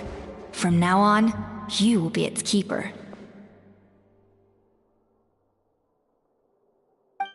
Don't listen to the doubters. If I say you can do it, then you can do it. Even if you don't believe in yourself, at least believe in me. Hey, did you hear me? Once I'm gone, the restaurant is all yours.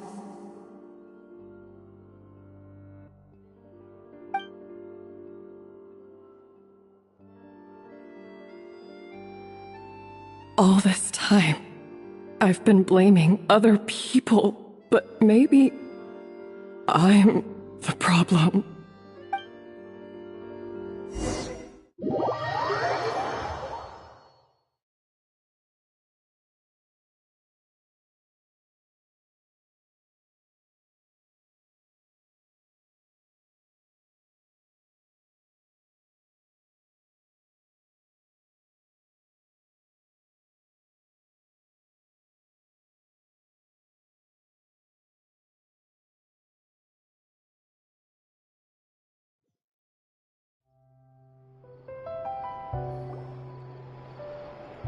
I sincerely apologize for putting everyone out.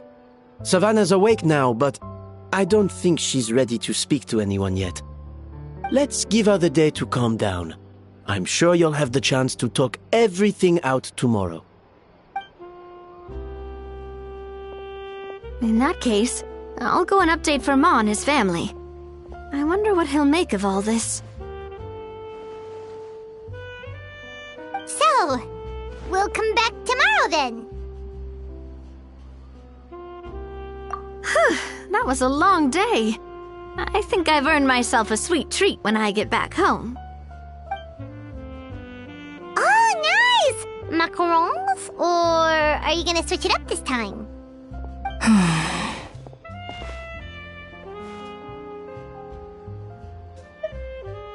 Traveler, how much do you know about the snow-winged goose? Every year they migrate long distances in search of a suitable home. There's always one goose at the front whose job is to lead the flock. Fontaine poets often use the image of that goose to explore the ideas about leadership and genius. They usually imagine someone who's a cut above the rest, a model of perfection. But what those poets don't know is that during a migration, the lead goose is always changing. Once the lead goose shows signs of fatigue, it retreats to the back of the flock and allows another goose to take its place. So the truth is that leadership, with all the responsibilities and pressures that come with it, it's something that everyone takes turns at. But we humans completely miss that fact when we project our own ideas about social hierarchies onto them. I guess what I'm saying is, I don't buy into this notion that there's some sort of gulf between normal and genius. Cooking is a science, not magic. Given the same ingredients, same recipe, and same environment, I see no reason why two different people shouldn't be able to create the exact same dish. Of course, some people have a more sensitive palate than others, and some people are just born bolder or more conscientious. But these are all variables that can be accounted for with time and practice. I'd have no reason to expect so much from others if I believed that perfection can only come from the hands of a genius. The only reason I hold people to high standards is because, well, I believe they're capable of greatness.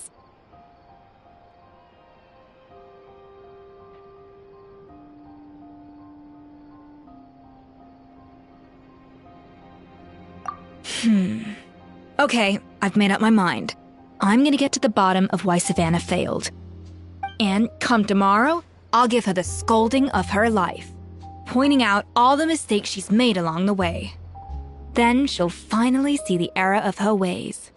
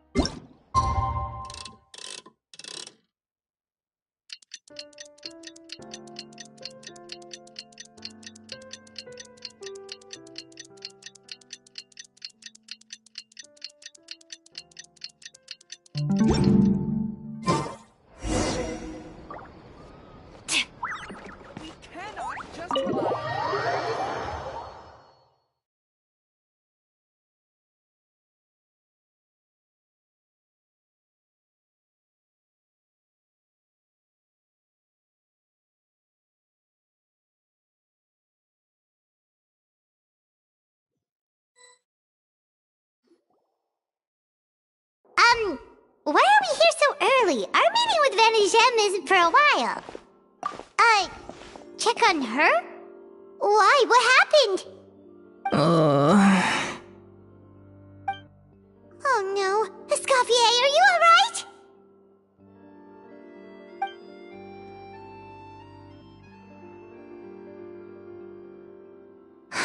I'm fine. Just need to get some more coffee in me.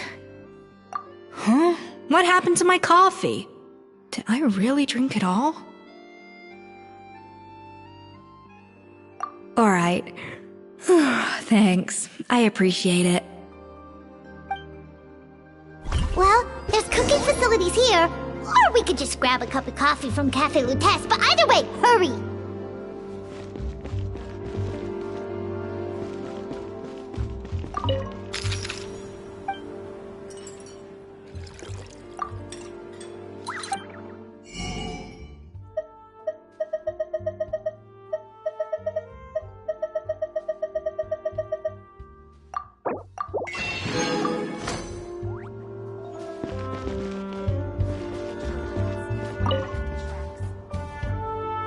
Coffee.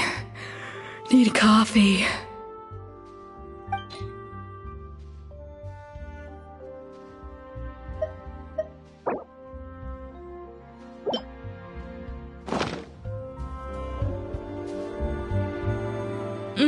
Strong, bitter coffee beans, transformed through expert brewing and balanced perfectly with rich, creamy steam milk. Wonderful. I feel much better now. Thank you so much, Traveler and Paimon. Glad to hear it, but make sure to catch up in your sleep when you get the chance. I think I figured out where the problem lies. Honestly, it's ridiculous. I don't know whether to laugh or cry. Wait, what investigation? What are you guys talking about? I'll save it for when everyone else gets here. It's so stupidly small, I can't believe it's caused so much drama. Yes, except my failures were stepping stones to success. Escoffier! Have you seen Savannah? Huh? No, not since yesterday. Why? What's wrong? After seeing her home yesterday, we were all a little concerned about how she was doing. So, I dropped by her place early this morning to check on her. Only to find an empty house with the doors wide open. I left Alphonse and the others to keep watch at her home, while I checked the Hotel de Bord. I'm worried something bad might have happened. If she's not here, then where could she be? Boss, Escoffier, bad news. Alphonse? You're supposed to be keeping watch at Savannah's house. We were, but then, just after you left, we found this stuff in her house. Oh, looks like a map with a bunch of random places circled. What does it mean? Wait a second. This feels familiar. I'm sure these places are all connected somehow. Of course! From the Codex! They're all places that Modeste explored on his adventures. Yeah, but I don't understand. The adventure logs in the Codex are too fragmented to be of any use. How come this map shows all the missing details? The Codex de Bord? Then, this place marked in red out at sea. Could that be the fabled birthplace of Gâteau de Bord? Seriously? So now she set her sights on finding the original recipe and beating Escoffier that way? Geez, Savannah. Anything to overcome a Gâteau plateau, huh? Ugh, idiot! Does she have a death wish? Those ruins are thousands of years old. Hold on, there's more. Besides the map, we also found these letters.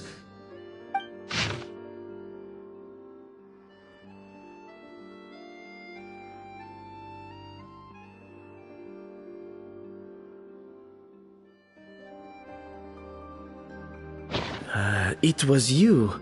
You let the Lumaline through, didn't you? It sounds like a threat letter. Does this mean that Savannah was responsible for the safety incident? And not Monica after all? Retrieve the Codex by any means necessary. So the cooking contest and the cheating. Someone else was behind her pulling the strings? She's keeping the true recipe to herself. Ugh, this is all such a mess. Paimon needs a second to process this. First, first we thought that Savannah forced Monica to cheat in the cooking contest. But now it turns out that someone else forced Savannah to force Monica to cheat?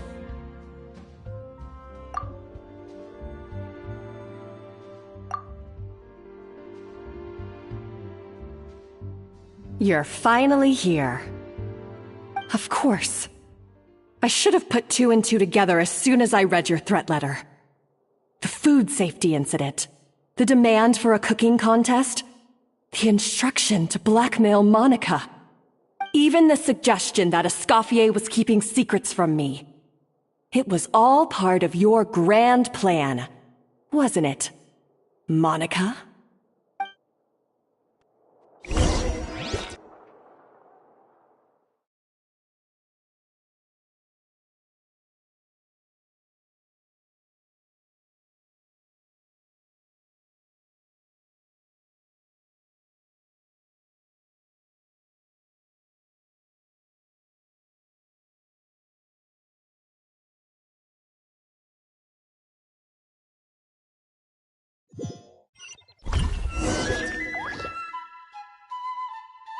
We should be getting close to the spot marked on the map.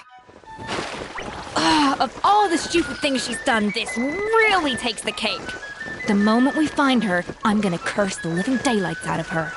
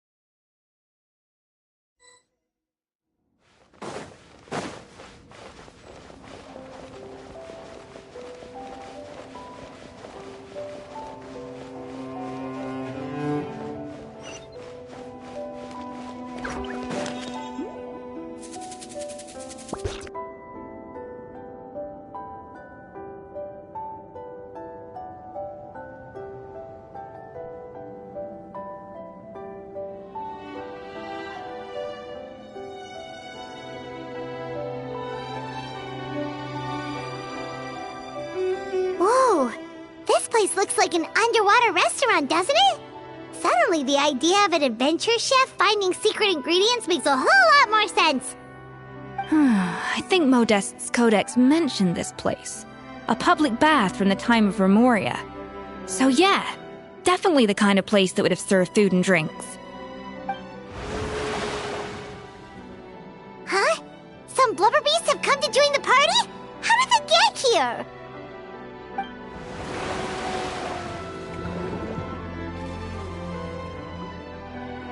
Aw, they ran off! That could be easier said than done. Something's blocking the entrance. Well, did Modeste mention it in his adventure logs by any chance? They must have gotten through somehow. Good point.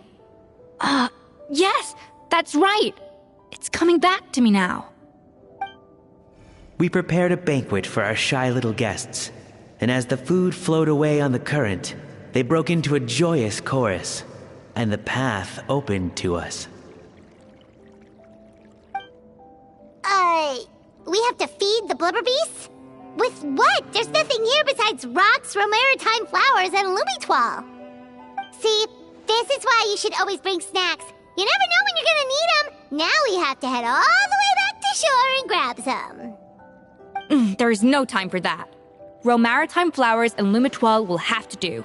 They may not look appetizing to us, but who knows? They could be Blubber Beast delicacies. Wait, we're seriously gonna try this?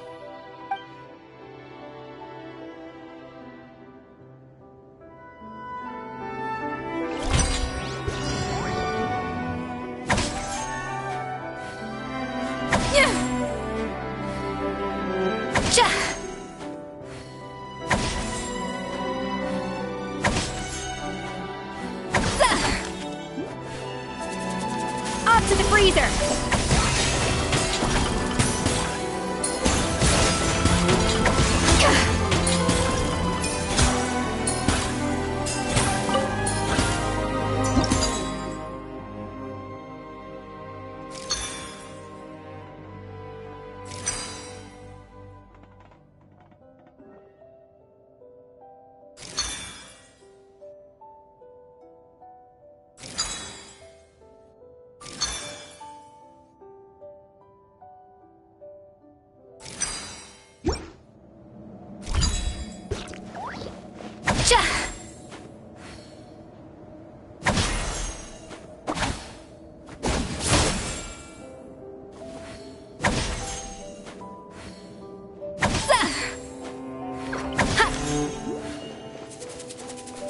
Dash of frosting!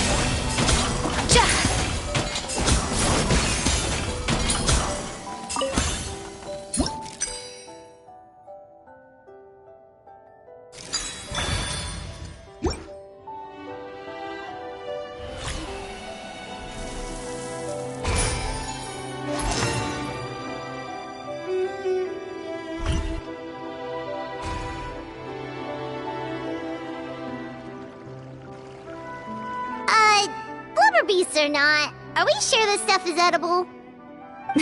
Trust me, they'll love it. Oh, good question. If we try to put them in the pool, we'll probably just scare them off again, and who knows how long they'll be gone. Yes, we can't afford to wait for them to double back. Oh, what was it that Modeste said again? Something about the food flowing away on the current.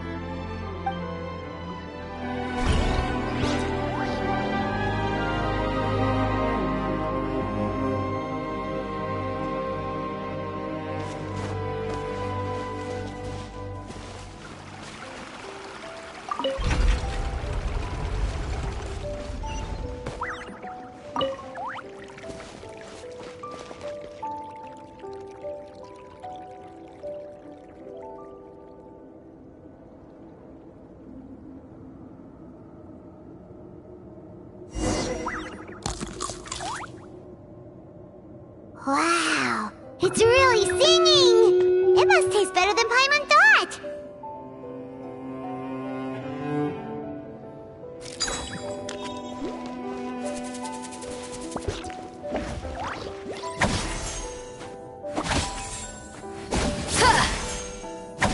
Yeah! The track's turned back again. Oh, so annoying.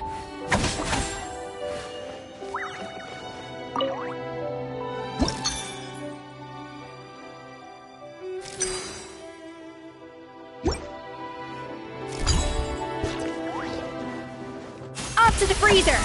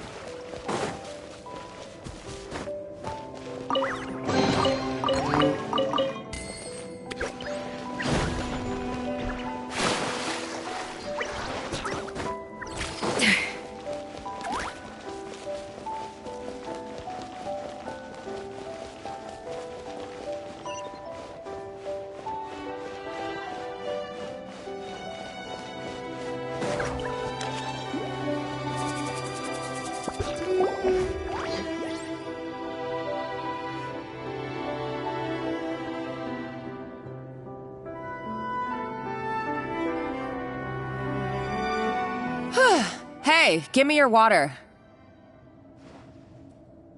Here. I said your water, the one you just drank out of? Sure.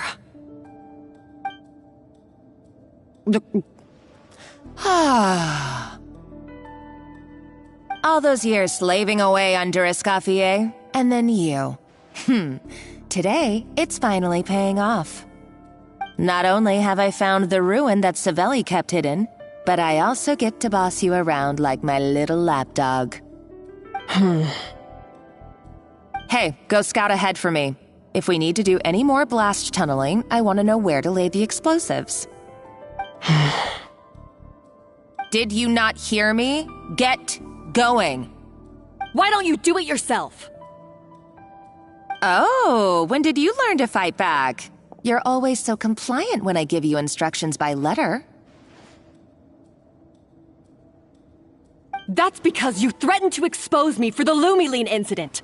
I swear, if I'd known what you were planning, I'd never have... Ha! Don't be so self-righteous.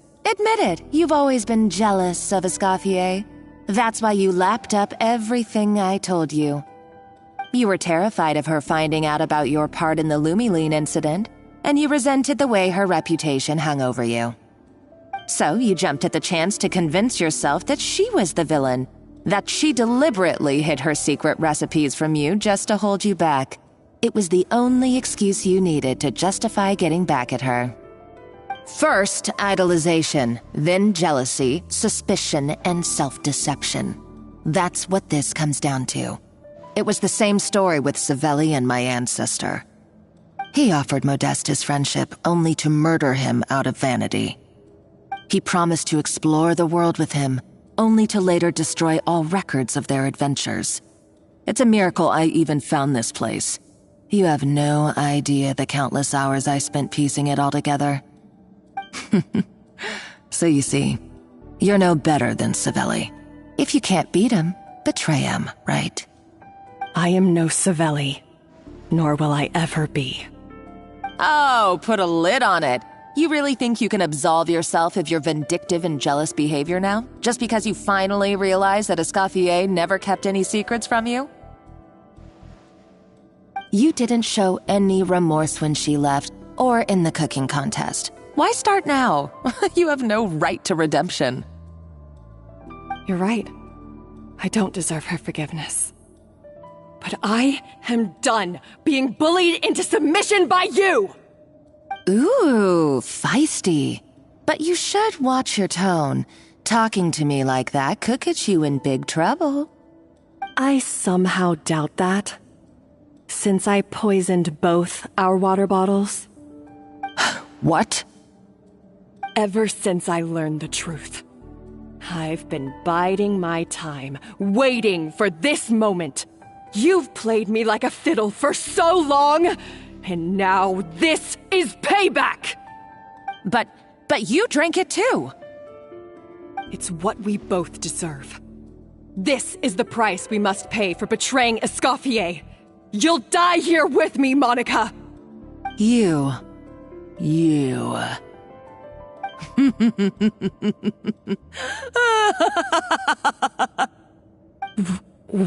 What's so funny? Oh, you're too much. I thought I'd play along for a bit just to amuse myself. You gave a very rousing performance. I saw your dumb plan a mile off. There's no poison in these bottles, just clean, fresh water. No. Revenge is a dish best served cold, you know? Did you really think your half-baked plot would fool me? You're a lousy chef, and you make a lousy villain, too. A complete waste of space. No wonder you never amounted to anything. Everything I ever did was a failure. And now, I failed again, for the last time. Hey, why don't you try your hand at being a comedian in your next life? You got a good laugh out of me. But now the show's over. You should have just done like I asked, Savannah. All I wanted you to do was scout the ruins for me. But you had your chance, and now it's time to say goodbye. Stop right there! Let her go, Monica! We've got you surrounded! Escoffier? Ugh, looks like I'll have to keep you around for a little longer. You can't! Stay back if you want her alive! Escoffier and the Traveler. I can't take you both on in combat, but if you so much as flinch, I can end Savannah's life in a heartbeat. Monica, what are you hoping to achieve by this? You're about to commit murder, and for what? A recipe? A recipe? You chefs are all blinded by your myopic focus on kitchen affairs. Well, some of us actually have bigger fish to fry. Modeste had a secret. The truth behind his so-called genius, the je ne sais quoi factor in his Gâteau de Bourg, and it's right here in these ruins. Are you serious? You're here because of a Gâteau de Bourg obsession? You've gone completely mad! I couldn't care less about the cake itself. No, the real treasure is the secret ingredient that Modeste sourced from these ruins. He and Savelli were fools. A priceless treasure of Remoria in the palms of their hands, and they thought, ooh, this would go great in our cake mix. We're talking about a powerful stimulant that also sharpens the senses. That's no cooking ingredient. It's a groundbreaking drug. That's right, I've done my research. It was a drug that Remoria developed for their war machine. I could make a killing by selling it to the treasure hoarders or the Fatui. Will you listen to yourself? You're completely delusional. My eyes are wide open. Just wait till I get my hands on this treasure. You'll see what a fool you've been.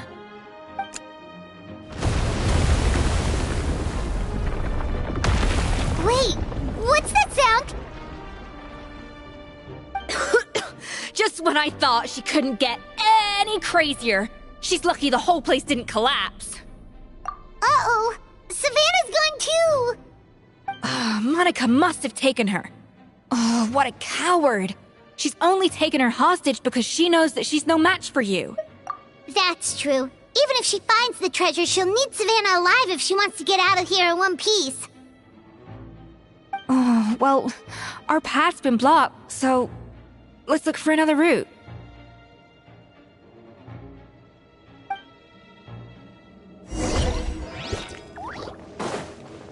The water looks pretty deep here. Maybe it leads somewhere.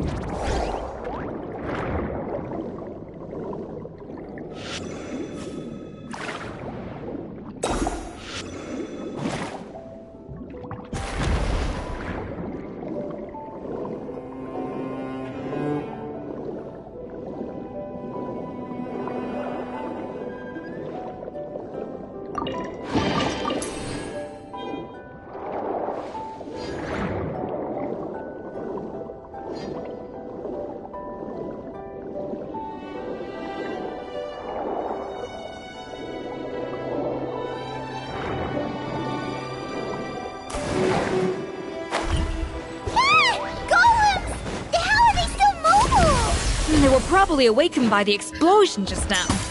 Alright, Knife Skills 101. Time for some rough chopping. Wrath from the sky!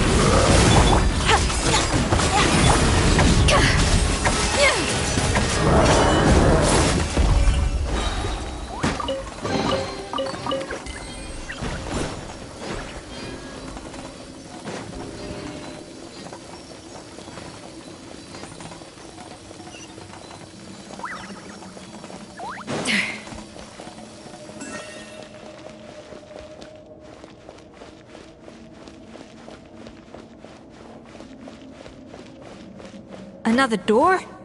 Guess we need to prepare another feast for our guests.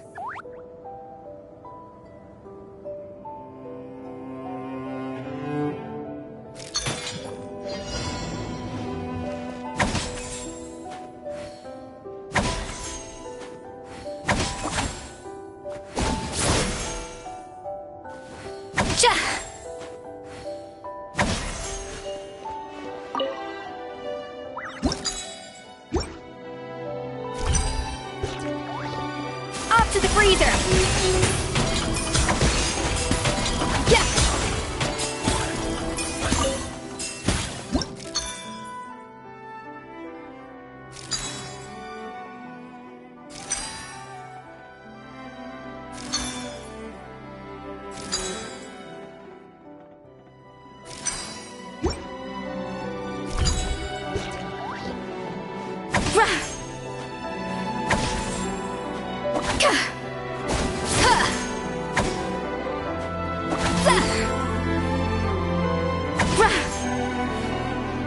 A little amuse-bouche! Yeah! Yeah!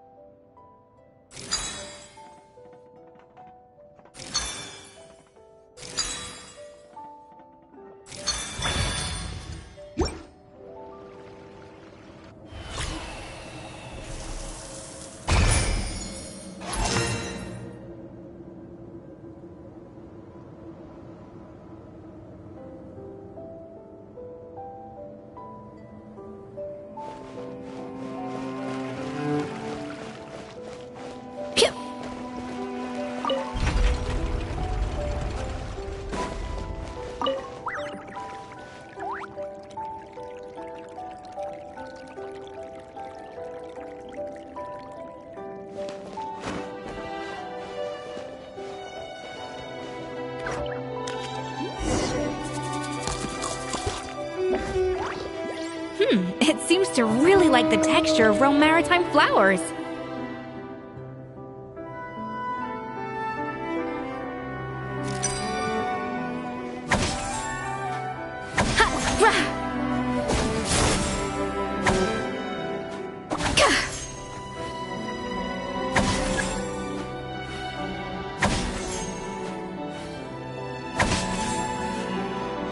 A dash of frosting!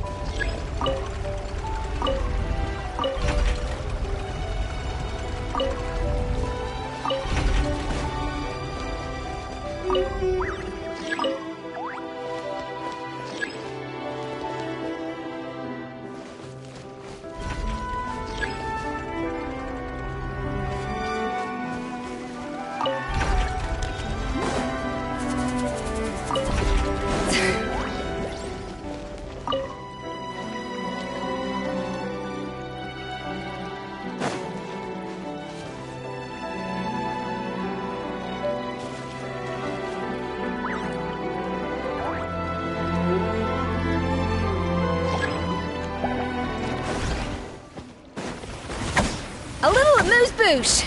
Yeah!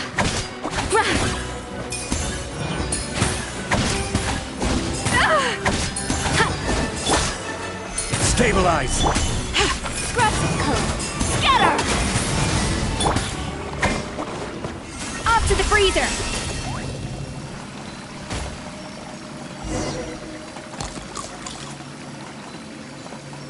I never knew you could process Lumitwol like that! Alright, I've got to jot this down. Lumitwols and maritime flowers. This could open the door to a whole new world. Yep, that's literally the plan. Wait, hold on. Which door are you talking about?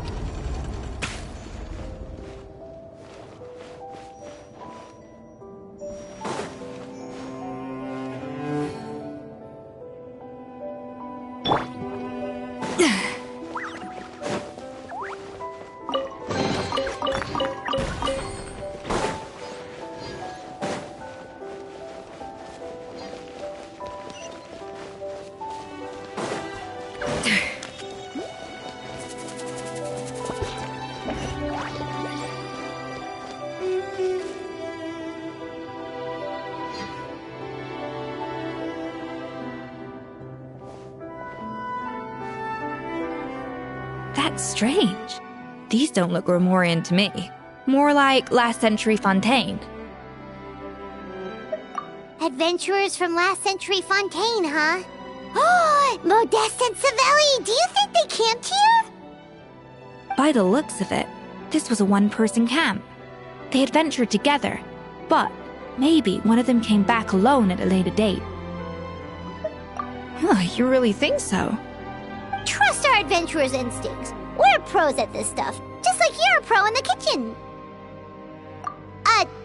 Okay, well, the Traveler has more adventuring experience overall, but Paimon's definitely a pro rummager from all those treasure chests. Darn it! Paimon was just about to show off her rummaging skills! Huh, no kidding. Are all adventurers so obsessed with journaling? I mean, I guess I take a lot of notes when I'm cooking as well, but I thought that was just me. Anyway, let's find out who was here. It's been years since I've last visited these ruins. It's exactly the way I remember it. This place probably hasn't changed in millennia. Sadly, up above, on dry land, everything has changed. The treasure of Grimoria. That's what we used to call it. Modeste was right about its potential. It turned Gâteau de Bourg into a national sensation. Our limited stock of the substance meant that the gâteau could only be produced on a small scale. But this only drove up the popularity all the more. Modeste was right about that too. He predicted all of it. He was praised as a genius, while I, as the one person who'd ever disagreed with him, was labeled a talentless fool. Modeste tried his best to console me, but I knew better than anyone just how great the gulf was between us. Our conversations grew scarce, and we saw less and less of each other. I didn't fight it. He had new friends and a career of his own. Why invite further disdain by inserting myself where I did not belong? I told myself that maybe one day, when I finally created a masterpiece of my own, I'd be able to face him without shame. Or maybe one day, when I've put these feelings of self-loathing behind me, I'd be able to ask him with a smile on my face, how about we go on one more adventure, for old time's sake? Unfortunately, that day will never come. So it was Savelli. From the sounds of it, he came back after Modeste had already died. I always thought it was just a legend. But if it's true, then this must be the place where they found their secret ingredient, the birthplace of Gâteau de Bourg. In that case, what does that say about the death of Modeste? If it's all true, maybe Savelli really did have something to do with it. The taste of Gâteau de Bourg has changed. Modeste was convinced of this, even though everyone swore they couldn't tell. Being the perfectionist that he was, he refused to accept even the slightest flaw in his work. He stopped all sales of the product, locked himself away in the kitchen, and worked day and night, vowing to find out where he had gone wrong. But as he baked and taste tested over and over again, he found he only strayed further and further from the original taste. It was only when he was sipping on coffee one day and realized he could not taste the bitterness that the truth finally dawned on him. What had changed was not the gâteau, but his sense of taste. The treasure of Remoria stimulates the senses, taste included, and invigorates the spirit. In the short term, it offers people the ultimate gourmet experience, but in the long term, it dulls their senses entirely. In hindsight, it made perfect sense. After all, why would a culture that sought liberation from the constraints of their bodies care for the loss of their senses? But we realized it too late. We were just too late. Over the course of his many culinary experiments, Modeste exhausted the remaining supply of the treasure of Remoria. He consumed it all himself. The finest culinary talent of his generation now faced a future in which he would never be able to taste anything ever again. Finally, in despair, he took his own life. And because we had become estranged, I could not be there to stop him, to offer some words of comfort, or even to say goodbye. Yet despite everything, he sent me his final letter. The treasure of Remoria? Guess Monica was really onto something. It really was a kind of drug. So, Modeste chose to end his own life. Then, why all the rumors that Savelli murdered him? Also, neither the Codex nor any other contemporary records make any mention of the treasure of Remoria. It's almost as if someone deliberately erased it from history. Modeste told me everything in his final letter. His was a tale of how even a genius could fail, and how much more devastating it is when it happens. Did he hope I would gain some personal catharsis from knowing the truth? Or maybe he wished for me to warn the public about the dangers of Gâteau de Bourg, proving that I had been right all along. But if the public ever learned how Modeste's greatest triumph became his undoing, his fall from grace would be swift and merciless. 1 minute a genius, the next a joke. It would surely spell the end for his restaurant, too. What would be his legacy then? How would future generations view everything we built together? I fear the scorn I have faced these last years would pale in comparison to the scorn shown to him by the history books. I cannot let that come to pass. I will do what I must to protect his name. It will mean tampering with his notes to remove the damning details, leaving mere fragments of our story behind. It may lead his family to suspect me of having a hand in his demise. But if that's the price of destroying all evidence of my crimes, then so be it. I would rather the world believe a tale of genius and jealousy than see his reputation in tatters. The final loose end is the evidence here, at the bottom of the sea.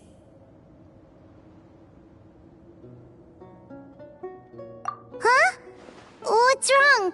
Didn't we say Savannah should be safe for now? So we thought, but if Monica finds out what happened to the treasure, there's no telling what she might do.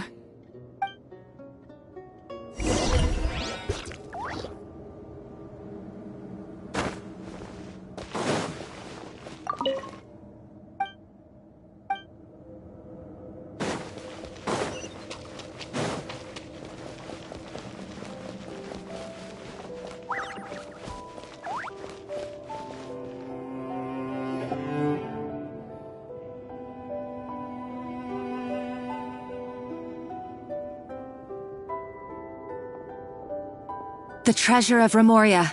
I have found you at last. Savelli, you tried your best to bury the truth, but you underestimated the children of Modeste. Some fragments of his diary escaped your clutches, and we have held on to them for generations. But I have to thank you too, Savannah. Without your help retrieving the Codex, and with it the last piece of the puzzle, I may never have found this place. But now, finally, the secret to Remoria's military might is within my grasp. The treasure of Remoria is mine! Oh. It's empty. It's empty? Monica? Oh, we were seconds too late. Escoffier? What's the deal with that jar? Savelli's final act! He wanted to conceal the secret of the treasure forevermore and make sure it would never harm anyone again. So he came here after his friend's death and destroyed every last shred that remained. This can't be happening. All the years I spent piecing together the truth. All my painstaking planning. All that for an empty jar? Monica, don't do anything stupid. This ruin is more dangerous than you realize. Oh, shut your pie hole! Praise be to Lord Remus. You barbarian shall be slain.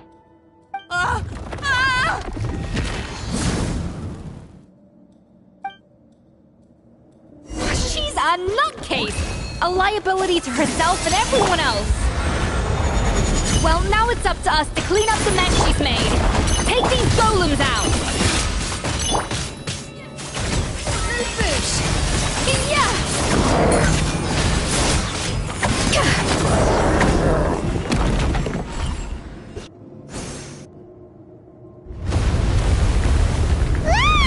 Why is this place still shaking?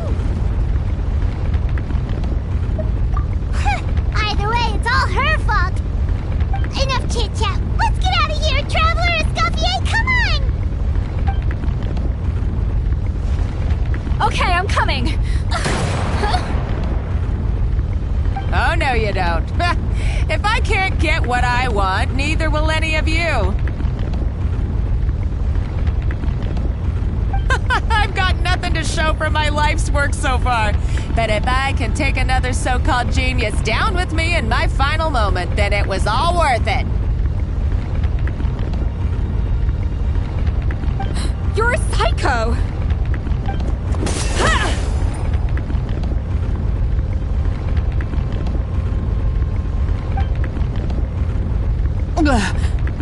Savannah? Oh, when did you wake up?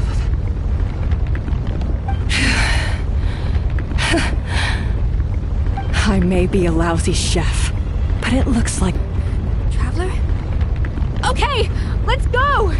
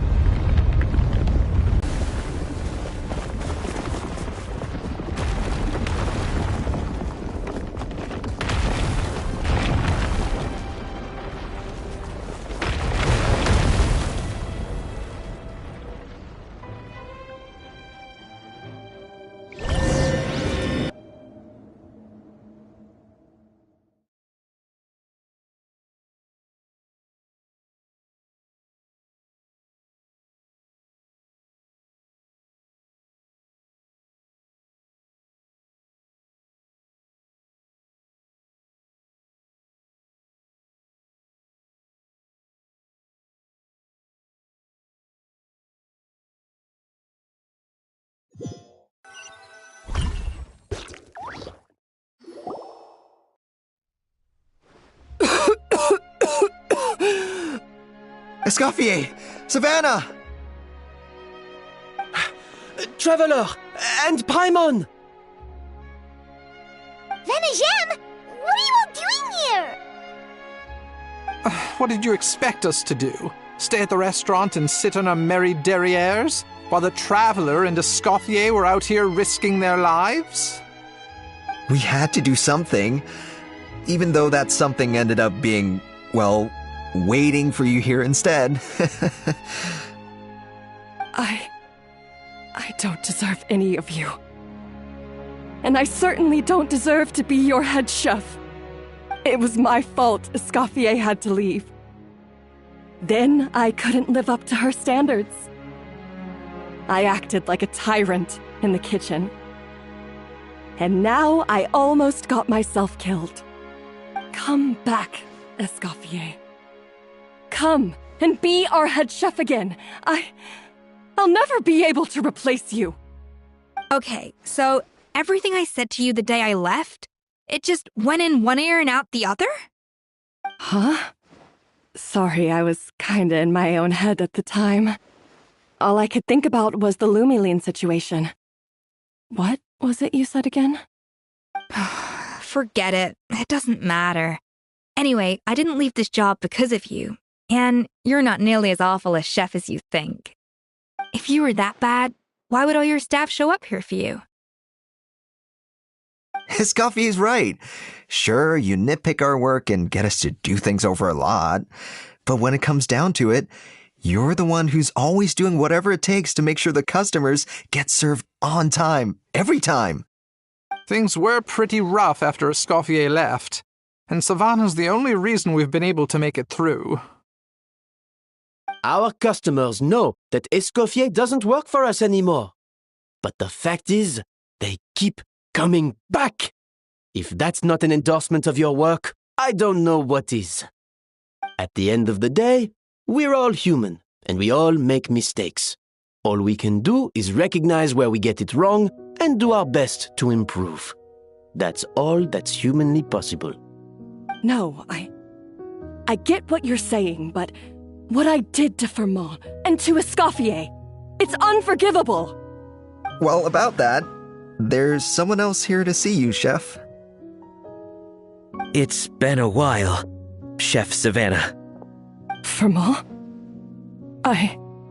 I'm so sorry. I put far too much pressure on you, and the way I stubbornly refused to go and see you after you fell ill. There's no excuse. But I'm too late, aren't I? The damage is done. I heard that you can't even hold a kitchen knife anymore. Actually, I think I'm going to be just fine. Huh? We thought Firmin's problem was purely psychological in nature. But after the threat letter came to light, it got Firmin thinking. And then he remembered the tea that Monica used to give him every night. And as it turns out, she was lacing it with Lumiline the whole time. No way! Doesn't that cause nerve damage? It can. High doses pose a risk of serious nervous and sensory complications. But if you calculate the dosage carefully, you can control the extent of its effects. A small dose might simply make a person more emotional, whether that means more fragile or more hot-tempered. No wonder it seemed like you'd lost your edge. I asked my friends at the Fontaine Research Institute about it. They said that with the low dose I was taking, the risks are pretty small. They also fixed me up with some meds and said I should recover in no time.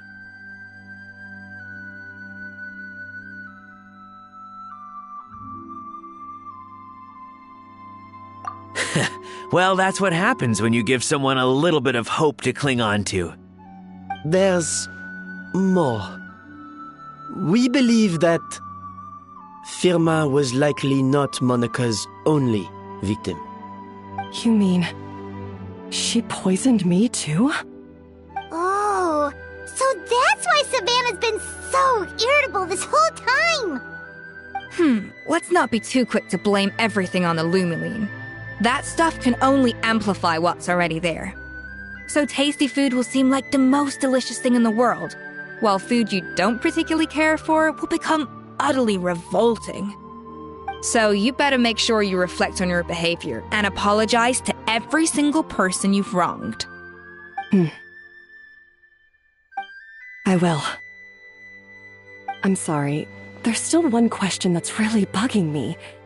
Why is it that no matter what I do, my Gâteau de Bourg never tastes the same as yours? Is it just... is it because you're a genius and I'm not? It's because the heating element in your oven is broken, you silly goose. What?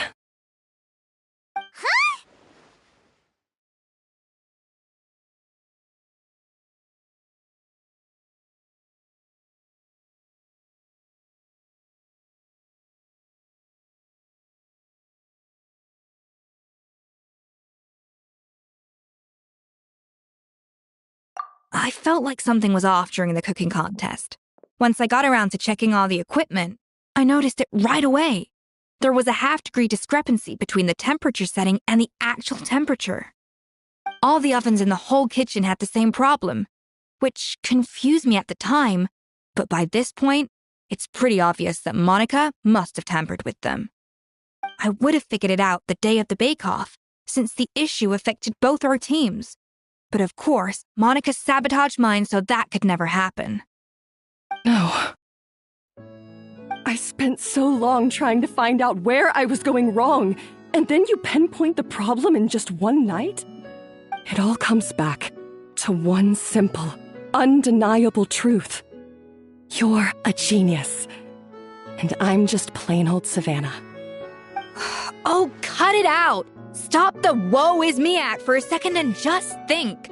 I came up with this recipe. You don't think that might have something to do with it? Do you know how long I spent perfecting my Gâteau de Bourg? 3 years! 3 whole years! I know this dish inside out, back to front and upside down. And you've been head chef now for what, 6 months? If that? A couple hundred failed attempts, and you're gonna throw in the kitchen towel and declare you'll never be successful because you're not a genius. You clearly have no idea how many kitchen failures I've had under my belt, or just how long it took me to finally get my recipe to a level I was satisfied with. Genius or not, everyone makes mistakes. Modeste did, Savelli did, everyone does. You're only a lousy chef if you don't face up to your mistakes, learn from them, and then keep chipping away until you crack the problem once and for all. Surely you haven't forgotten all that. You were no lousy chef back when I handed you the reins. I haven't forgotten. And I'll make sure I never do. That's our head chef. Haha! Sounds like we won't need another changing of the guard in the Hôtel de Bord kitchen anytime soon. Huzzah! Aw, what a perfect ending to a crazy journey. Look how happy everyone is. So you got your mojo back now? Yeah. Thanks to you, Escoffier. In fact, no. Thanks to all of you. Aw, friends again. So nice to see them finally settle their beef. Good. So now that's out of the way. It's time for payback. You cheated in our last bake-off, and I demand a rematch right now. Huh?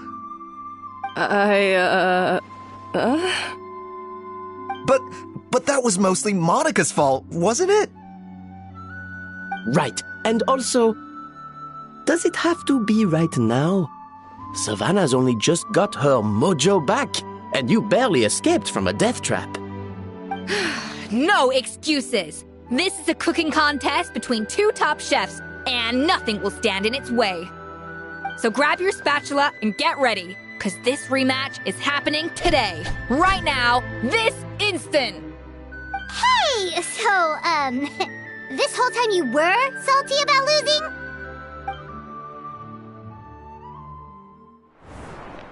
The second cooking contest commences now!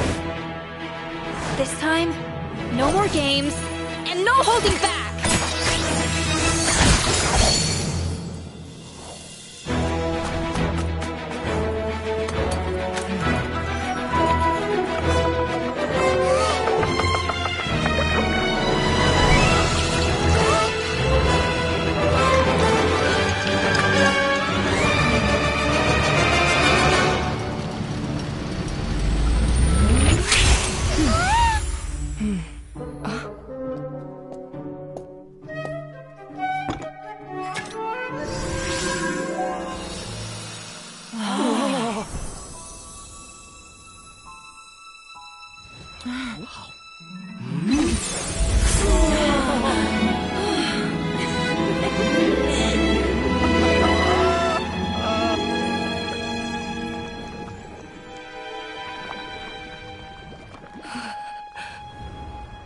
I feel like I don't have the right to be here. Hey, what are you so afraid of? You can't unbake it now. And if you don't serve it, then good or bad, you'll never find out how to improve. If you're too scared to fail, you'll never know what real success tastes like. So? Embrace your failure. Taste it. Digest it. That's the way to success. I don't know. Sounds like it's easier said than done. I'll do it.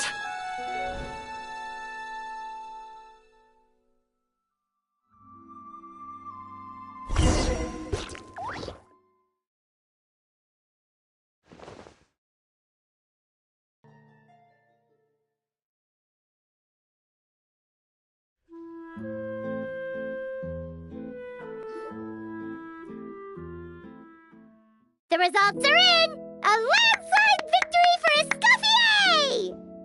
Escoffier! Quite rightly, too. Piece of cake.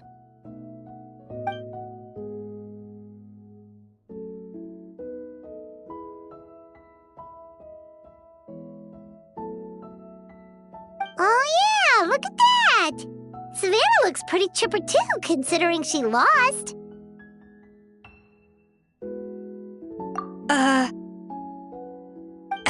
Now, where were we? Yes. Do you have any more questions for me after everything that's happened?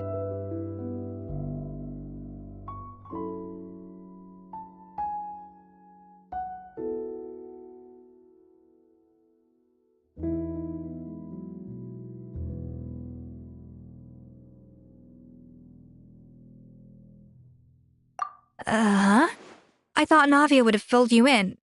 And actually, I said all this to Savannah before I left. Although, as we saw, I don't think any of it sank in. I had 2 reasons for leaving. One was the food safety incident, of course, but the other was that the Hotel de Boer had reached a point where it didn't need me anymore. So I decided to step down and look for new opportunities to improve myself. Improve how? Well, a while back, I got to know a fellow chef from Liyue, and in her, I saw so many new possibilities. She has that same adventurous spirit that Modeste and Sibeli had in their youth. Slime mucus, lizard tails. With her, nothing's off the table. There's a whole world of new flavors out there waiting to be explored, hiding away in ingredients we overlook.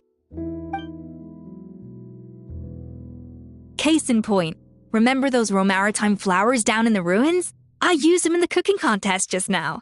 Did you taste the difference? What? Paimon didn't notice at all! Half of the art of cooking is dissecting the recipes of previous chefs and figuring out the exact constellation of elements that gave their work its signature taste. And the other half, it lies in freeing yourself from the confines of the kitchen. You've got to go out and explore the endless possibilities out there. Uh-oh. Paimon's suddenly not sure she wants to try your cooking anymore.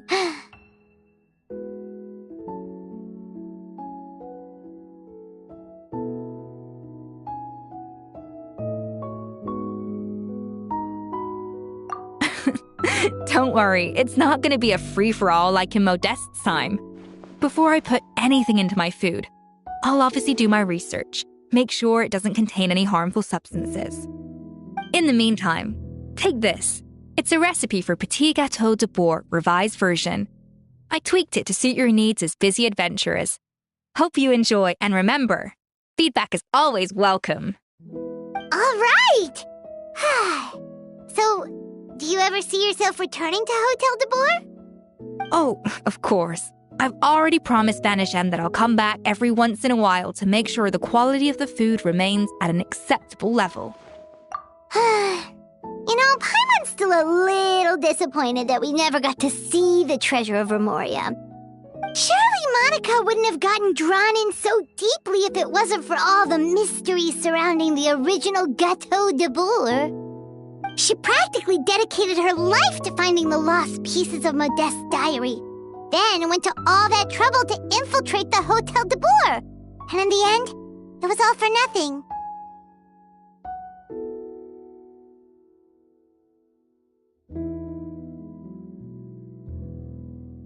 Since you mentioned the treasure, between Modest's writings and what we saw in those ruins, I think I may have figured out the truth.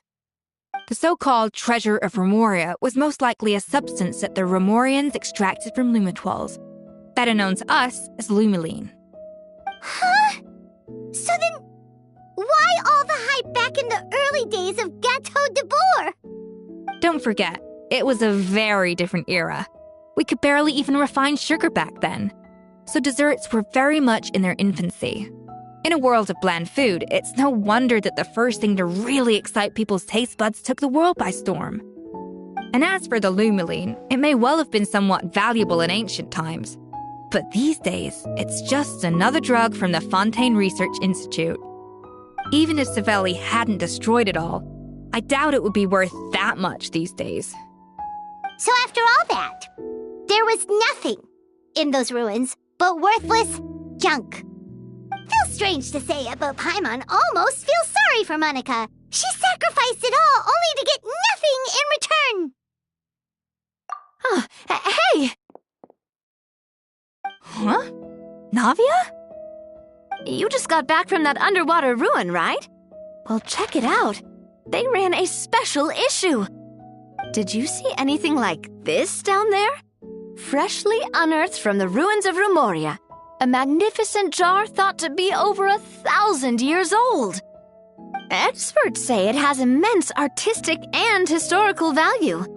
It could be worth an absolute fortune. Wait, isn't that the jar they used to hold the treasure?